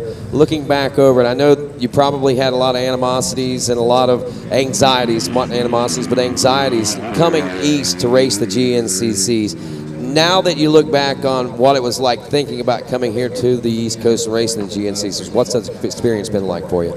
Well, it's been incredible. I mean, it's really a dream come true to have my bike ready, and I just fly over here and put my gear on and everything like that. And KTM's made that opportunity for me, and I can't thank them enough. And I mean, it's tiring to go to work on Monday and stuff, but I wouldn't have given up any day of it to not do it. So I'm very thankful for my opportunity. So not only are you a women's off-road racer by trade and living, you also have another job back home in what is it, Washington Washington. What is it you do back there as a real job? I'm an electrician at Boeing. An electrician at Boeing, and you race motorcycles on the side. You're a very talented lady. And Maria, it has been an honor to know you and to be in your presence and to see the greatness that you put here with us in GNCC. Congratulations, and I hope we get to see you in the future, all right? Thank you, and I'm definitely hoping to be back and cheering everyone on. Sounds good. That's Maria Forsberg, ladies and gentlemen. Forsberg Hahn, and she has announced her retirement from women's GNCC racing, and a very successful career here on the East Coast as well as the West Coast. I mean, she's done everything she can do. It's time to move on to new and other things, I guess. 11 minutes out from a checker flag as we check with this. Caleb Russell leading Charlie Mullins, 28.5 seconds. Another near 4 minutes back to Paul Whibley, and another 2 minutes back to Roy Mead in fourth with Jordy Ashburn. Wow.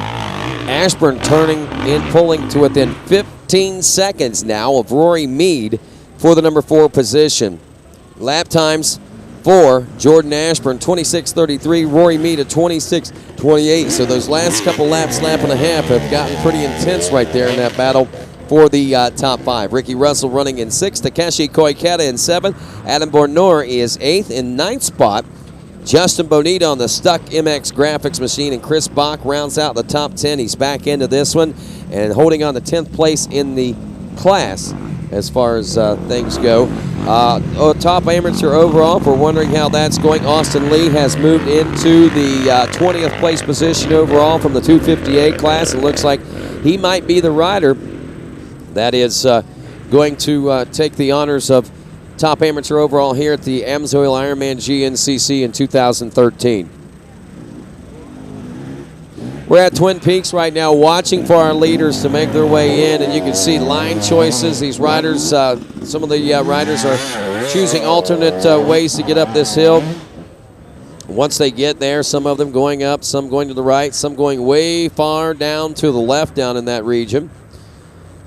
But these guys right here at Twin Peaks, we've seen a big crowd down there earlier today. It's starting to fade a little bit. A big, huge crowd down at Ironman Hill today. There's no doubt, as we've seen that thing begin to develop its traditional Ironman GNCC race face, and that only means next year it's only going to be that much better. I can't wait to see what the 20th annual Ironman GNCC is going to be bringing. We're on a white flag. We're less than 10 minutes out. And there goes Caleb Russell now on his way to history and his first ever GNCC title right here at the Ironman, man. I tell you, couldn't have done it any better. We talk about how epic these seasons are, how exciting they are, and lo and behold, they They continue to be exciting year after year, and I said it last year. I said last year was the best season ever. I'm beginning to wonder, is this not the best season ever? As well as Stu Baylor has now made his way to the CarMate Studios. We'll try to catch up with you here in a second, Stu, but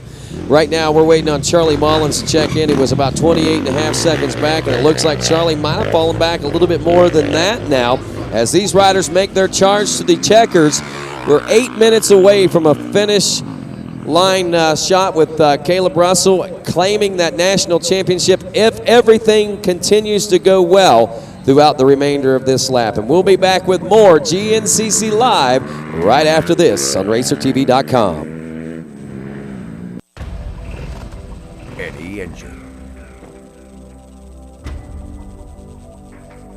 any season, at home, at the track, or on the trail. AMSOIL, the first in synthetics. Sometimes you come across something so different, you just have to stop and check it out. The Rocky Mountain ATV MC website has everything you need, from our huge selection of apparel and gear to dirt bike accessories and OEM parts. Our extensive inventory means most orders arrive in 3 days or less. Get low prices, quick shipping, and incredible customer service. RockyMountainATVMC.com. Get ready.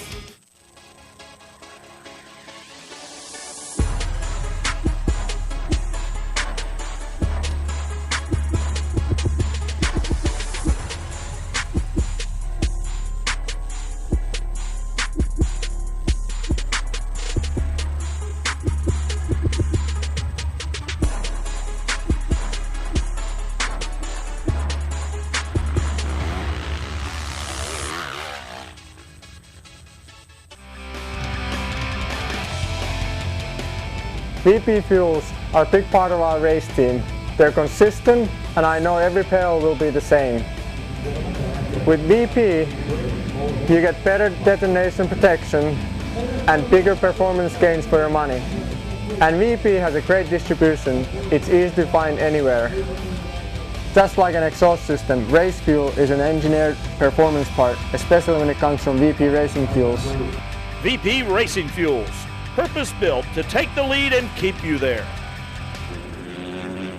And welcome back to GNCC Live here on RacerTV.com for the exciting conclusion of the 19th annual running of the AMSOIL Ironman GNCC and the wrap-up to the 2013 AMSOIL Grand National Cross Country Championship Series. It all culminates here in central Indiana, a major hotbed as far as off-road racing is concerned, and we wait here at the finish line where we are due in within the next 5.5 minutes or so with Caleb Russell is what we're expecting to take a checkers and a win. But as we all well know, 5 minutes, that translates into what, about 1.5 miles, maybe 2 miles or something along those lines, and a lot can happen during that time, Johnny Gallagher. Well, you know, we last saw them just prior to the 8-mile marker, so we can kind of assume that they've probably made it to the, you know, the 10 or so by now, and the finish is nearly the 12. So, you know, they're halfway from where we saw them last till we'll see them at the finish. So it's tense times down there. I mean, you can see all those people anxiously waiting, you know.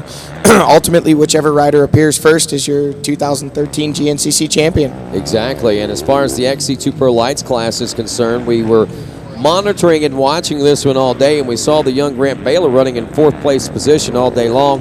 Moved up to 2nd, was actually chasing down Andrew DeLong, and now as we check in with him, he has dropped back to at least a 5th place position, about 4 seconds behind Jason Thomas. No, that does not take him out of the championship hunt and championship run right now, but it is a pretty good indication that something might have happened. And big brother Stu, who also stepped off the bike a little bit early today because the wrist has given him a little bit of problem. But Stu, something definitely you said you think might have happened. You heard him saying something about a knee?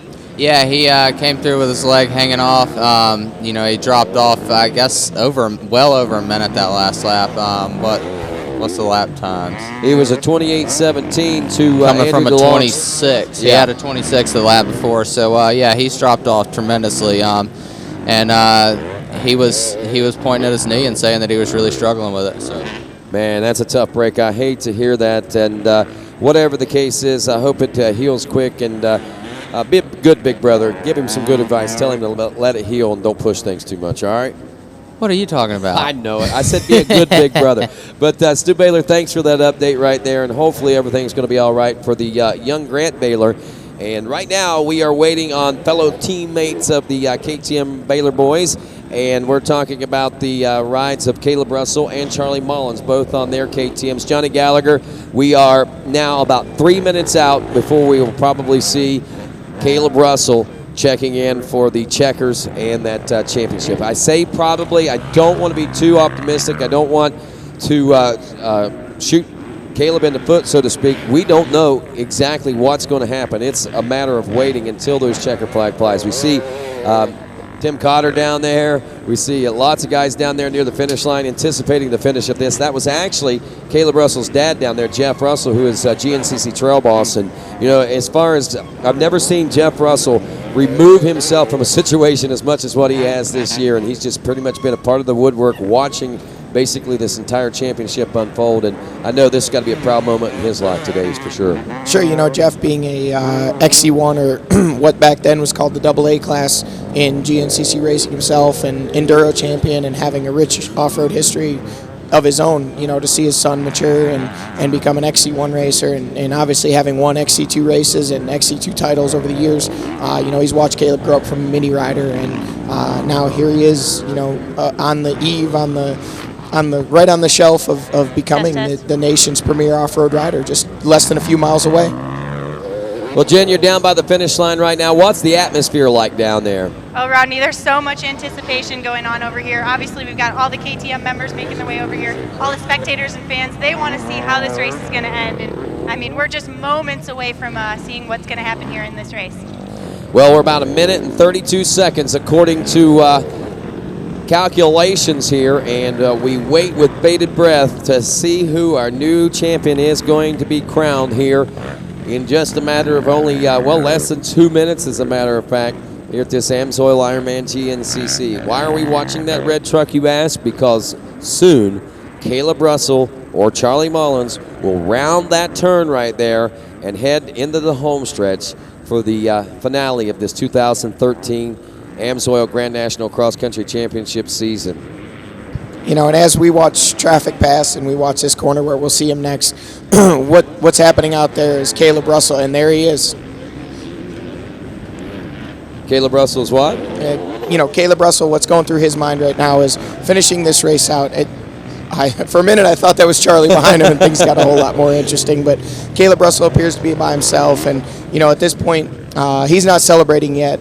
He knows that, you know, there's just these few turns left, but he's worked hard. Celebrating. No, I disagree. I think in his mind he knows the celebration's coming. I'm sure but he's gave a thumbs up or a peace sign to somebody out there on the track. He's focused on the finish line right now. When he You're can probably see right. the finish line after he comes over the sea container here in a minute, our kind of our overseas jump, if you will, he's going to jump back into reality. And, you know, right now he's been in his own world for the last 3 hours, 2 hours and 53 minutes. And, you know, he's done what he needed to do to win this championship. And, you know, can't say enough about Charlie Mullins. I mean, to hang so close, you know, he's guaranteed wherever he's at, just a few seconds behind Caleb. He's twisting that throttle to the stops, hoping for anything, you know, giving it his all. And, man, these guys have just laid it on the line this year. And you got to say for Auntie Collin over there at KTM, and this has been a dream job to be a team manager like that and to have your two top riders battling out for the championship like this, right down to the wire. You know you've got the championship. It's an awesome feeling to be team manager. And here comes Caleb Russell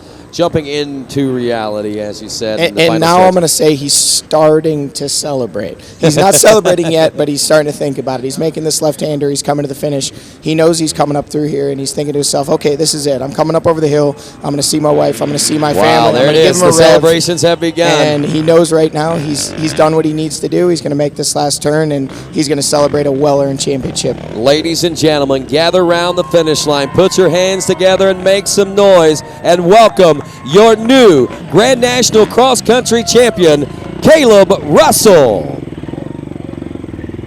Wow, so many years, so much hard work from a time when he was on a 65cc motorcycle. He has dreamed about this day right here, and to see it finally come to fruition, just an amazing moment. Look at him go. He is happy, man. I mean, I've seen him happy before, but I mean, you look at his eyes and you wonder, is that a happy look and is that a happy face on Caleb Russell? Yeah, that's the happy, that's the relief, that's the wow, I finally got this look that Caleb Russell is carrying around right now. Yeah, you know, he really did a great job this year, and his entire team, his family, his friends, everybody that supported him, you know, they did what they needed to do. Now the job's done. Now it's time to celebrate. And waiting on his teammate and runner-up there, the 112 of Hot Rod Charlie Mullins, who himself has nothing to hang his head about this year. I mean, he's got, well, he's got 2 National Enduro titles under his belt. He's got a GNCC title, almost a second GNCC title under his belt. And you know he's got the hunger, the desire, and the fire to come back and make it happen again in 2014, rather. Certainly. I expect to see the same kind of battle out of these guys. And also, it looks like check that out right there. That right there, a great proud that's a moment, cool moment for Dad. A very cool moment. That is a proud moment for Papa Jeff there. Let's head on down to the finish line where Jen Kenyon is standing by, getting ready to talk with a very excited Caleb Russell. Oh, that's right, Rodney. There's so much excitement going on here. Caleb, you guys have had a heck of a season here in 2013. It's been a battle down to the wire, literally. Tell us how you're feeling right now after just finishing your race, 2013 national champion. Yeah, I'm feeling pretty good. You know, it's awesome to be up here. You know, it's you know, ever since I was a little kid, just watching Barry and Rodney and Freddie and all those guys, is all I ever wanted to do. And you know, I'm happy to be up here and be a part of that elite group of guys. So you know, it's a pretty awesome experience. Yeah, you are indeed part of that group now. That's really, really great for you. Now, you talked about the experience of coming short of this championship last year. You learned a lot in the process. What was going through your mind at the beginning of that race? You got out front, and you know, what were you thinking going through that race? You know, actually it started off awful. I got a little penalty. I rest my finger on my starter button because there's a little bit of a delay in it. Like there's a lot of play in it, and I just a bonehead move. Like I haven't done it all year, and I've never done it before, and I accidentally just pushed a little too hard, and I started my bike, and I killed it. I killed it again, but yeah, I got a penalty right off the bat. But yeah, I was kind of worried at first about that, but then I caught back up, and I got in the lead, and I just tried to maintain and you know, control the race. That's what it's all about. You know, I'm not always the fastest guy, but I think I'm one of the best racers out here, and I know how to control the race and how to turn the outcome into my favor. And you know, I was just waiting. I wasn't really riding that hard, and Charlie made that mistake, and I put the hammer down and I gapped him, so I was able to bring it home. You know, I think you just proved that here today. You are indeed the best racer here at GNCC. Congratulations on your 2013 national championship. I think we've got Tim Cotter over here. He wants to pass the mic over. He's going to do the #1 plate presentation. Thank you, Jen. Caleb, on behalf of Racer Productions and all of GNCC Nation, we present you this #1 overall national championship, a #1 plate to Caleb Russell.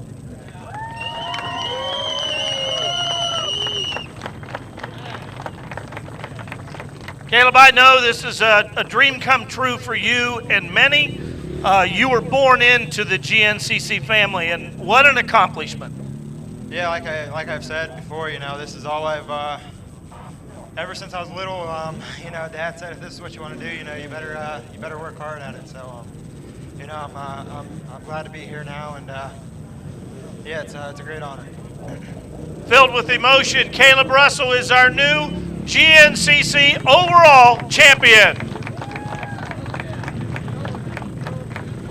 Now we'll go back to Rodney in the GNCC Live studios. All righty, thanks a lot, Tim Cotter, and the mayor of the GNCC. I call him the governor, maybe. I don't know. Maybe he's a mayor and we got a governor above him, but whatever the case, man, Tim, a big part, actually one of the original voices of the GNCC Nation, and being able to see him present that plaque or that #1 plate to Caleb like that, I know it means a lot to him as well. As we are a true family. I mean, all of us are here in the GNCC Racing Nation, and every time we get to crown a new champion, it does make you feel special.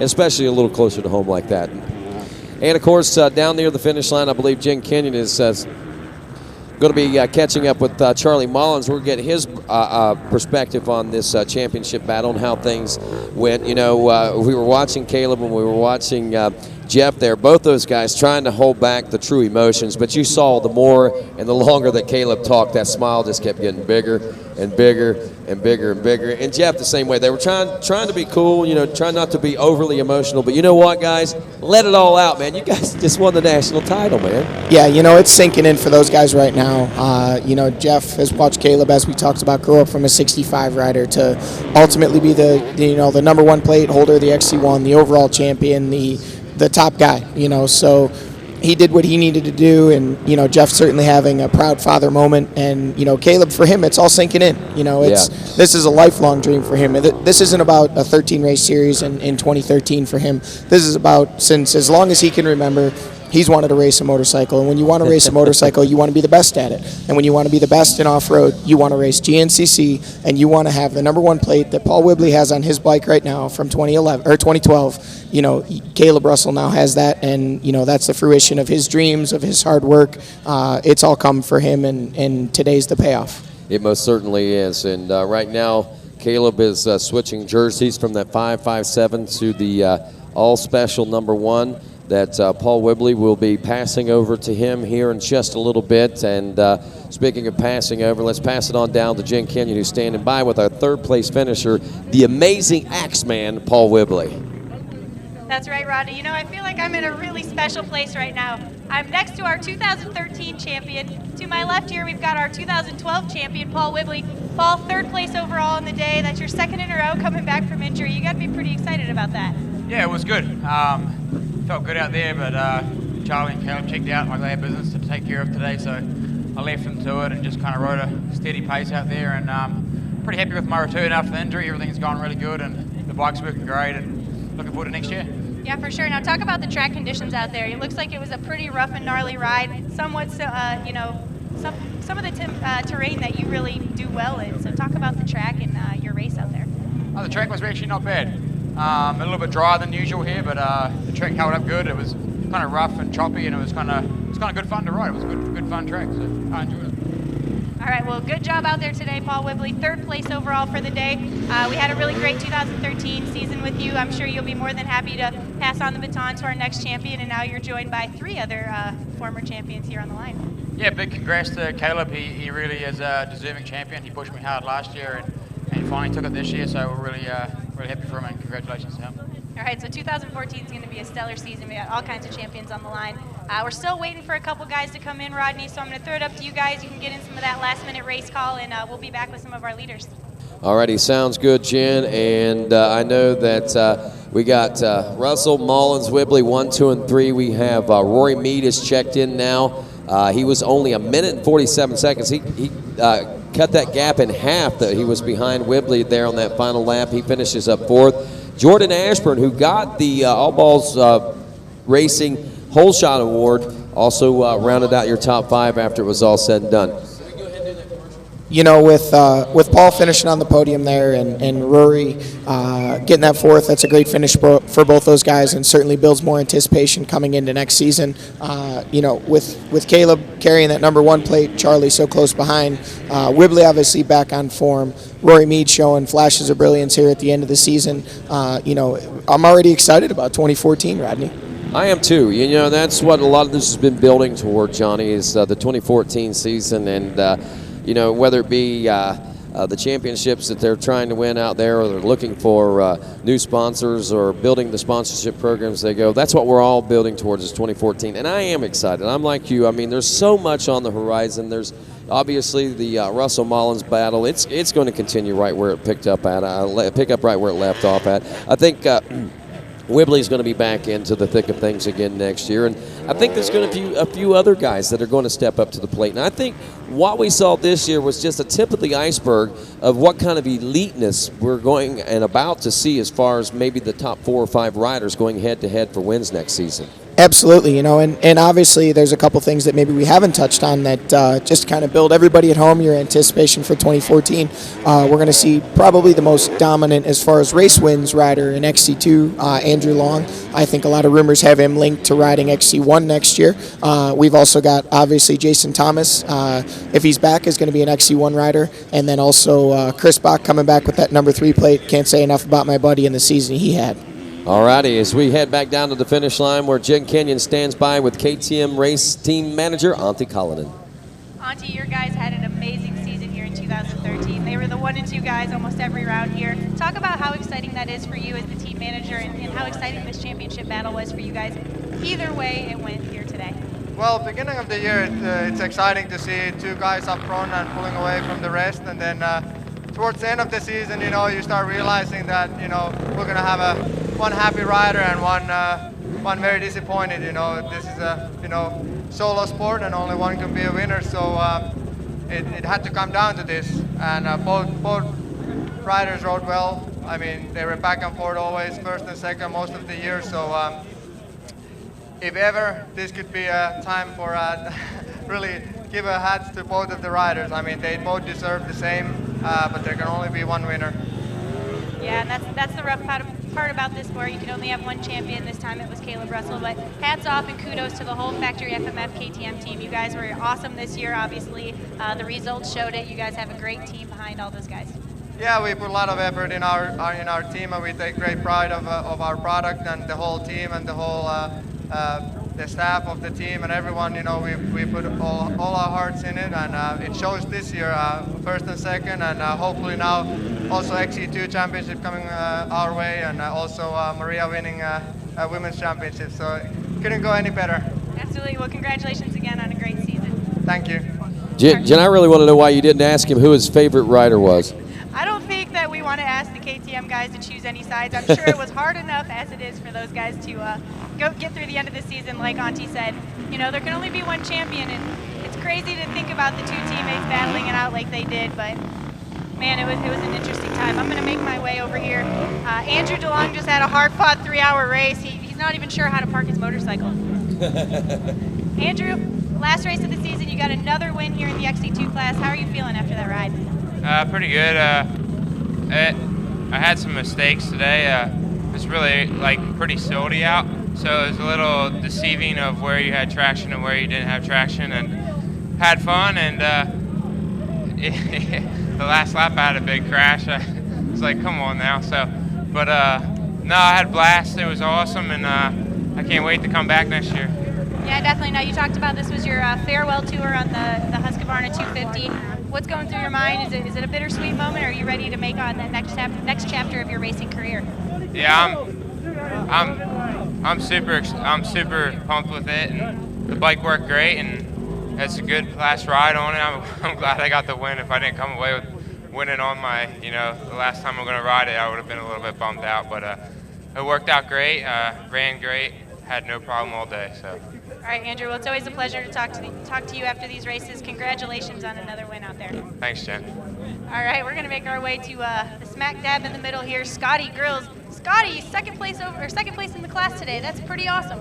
Oh, heck yeah, man.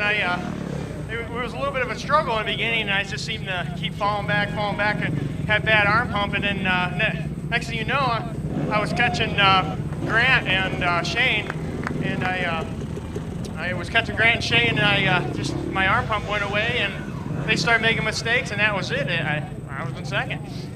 Talk about the track conditions. It seemed like a lot of guys were having issues out there, a lot of crashes, a lot of breakdowns and things like that. So it's got to feel pretty special to come out on that rough track in those rough conditions. Oh yeah, it was pretty rough. It was fast, but there's some deep holes that you could really screw yourself up, and if you stayed to not crash, then you'd do pretty good. All right, well, congratulations on a great ride here. Second place in the XC2 Pro Lights, Scotty Grills. Thank you very much. All right, Rodney. Oh, looks like we do have our third place finisher. Not sure which side to step on here. Is this Shane Hufford? I can't see you. You're all covered in dirt. Shane, another podium finish for you here in the XC2 class. Tell us about your day. Well, got off to a real good start again. That definitely put things, in the right situation for the whole day. But I stayed out front all day, made minimal mistakes, and I mean, I fell on a hill a couple times, same hill actually, so that held me up a little bit. But I just stayed strong and try to hang with the top guys here. And it's real hard, but I'm learning as I'm going here. So can't wait to next year come back, hopefully with better and stronger. So. Yeah, for sure. We've watched you steadily improve so much. Your end of the season here, you're getting on the podium on a regular basis here. So we're going to see you back in the XC2 Pro Lights class next year. I sure hope so. We haven't really worked anything out for next year yet, but hopefully something comes together. I'd love to see you guys again next year. Yeah, definitely. Well, congratulations on a great finish here today and an awesome 2013 season. Thank you. All right, Rodney, there it is, our top three XC2 Pro Lights finishers. Shane Hufford, Scotty Grills, and Andrew DeLong takes that #1 spot again. Wow, what an amazing and epic 2013 season. I know that's a word, Johnny, that might be way overused, but I think it's the best way to describe it. It has been a long, hard-fought battle between these guys right down to the championship in this XC1 Pro class. Certainly, and for those viewers at home that are watching the live feed, what an amazing and epic mustache that was as well.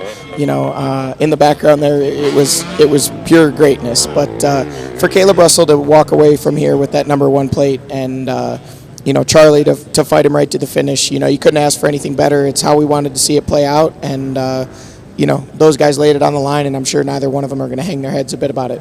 Well, we have one more #1 plate to present to our new XC2 Pro Lights class champion. Who's it going to be? We'll be back with more here on RacerTV.com and GNCC Live to find out right after this. The Can-Am Renegade 1000 XXC with the most powerful engine in the industry. The Outlander 1000 XT with a redesigned chassis for unequal trail riding. The Commander 1000 Limited, the most equipped, luxurious side-by-side in the industry. The facts say it's the most advanced lineup out there. But the ride says it all.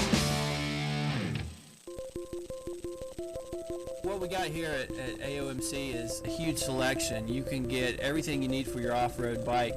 We're here to support the sport. Customer service is our priority. We all ride, so kind of take care of our fellow riders. This is a perfect spot for it. We're on 32 acres here, right in the middle of Appalachia, prime riding area. Yeah, really anything KTM has in stock, we have it.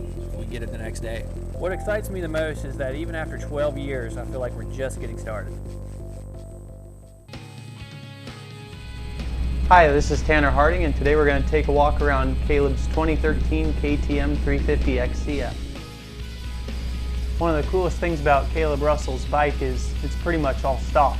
You can go right into your KTM dealer and you can get an XC model, and it's great for trails, it's great for racing, it's a great all-around bike. So that's the 2013 KTM 350 XCF. I'm Tanner Harding, thanks for checking it out.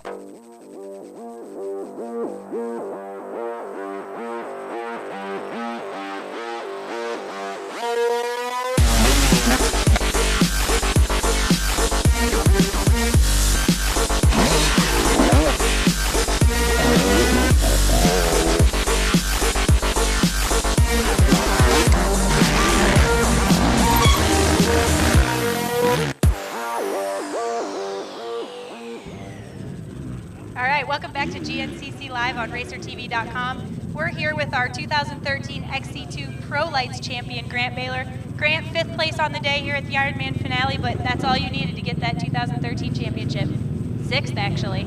Yeah, actually 6th. Lane passed me right there going in the finish, but Gay was going pretty good, and caught up to 2nd, and I was gapping those guys out, and then got back there in the powder section and hit a kicker and just went end over end and actually broke my neck brace. So I think if I didn't have that on, I would be in the hospital right now. But all in all, it's good. Got the championship. Feels great. It was a great rookie season for you, Grant. We're really proud of you. I'm going to pass the mic over to Tim Cotter so he can present you your first ever XC2 #1 plate. Thank you, Jen. Grant, on behalf of GNCC Racing, Racer Productions, and all of the GNCC Nation, we are proud to present to you in your rookie season, just turning 16 years old, the #1 plate, you indeed are the XC2 National Champion.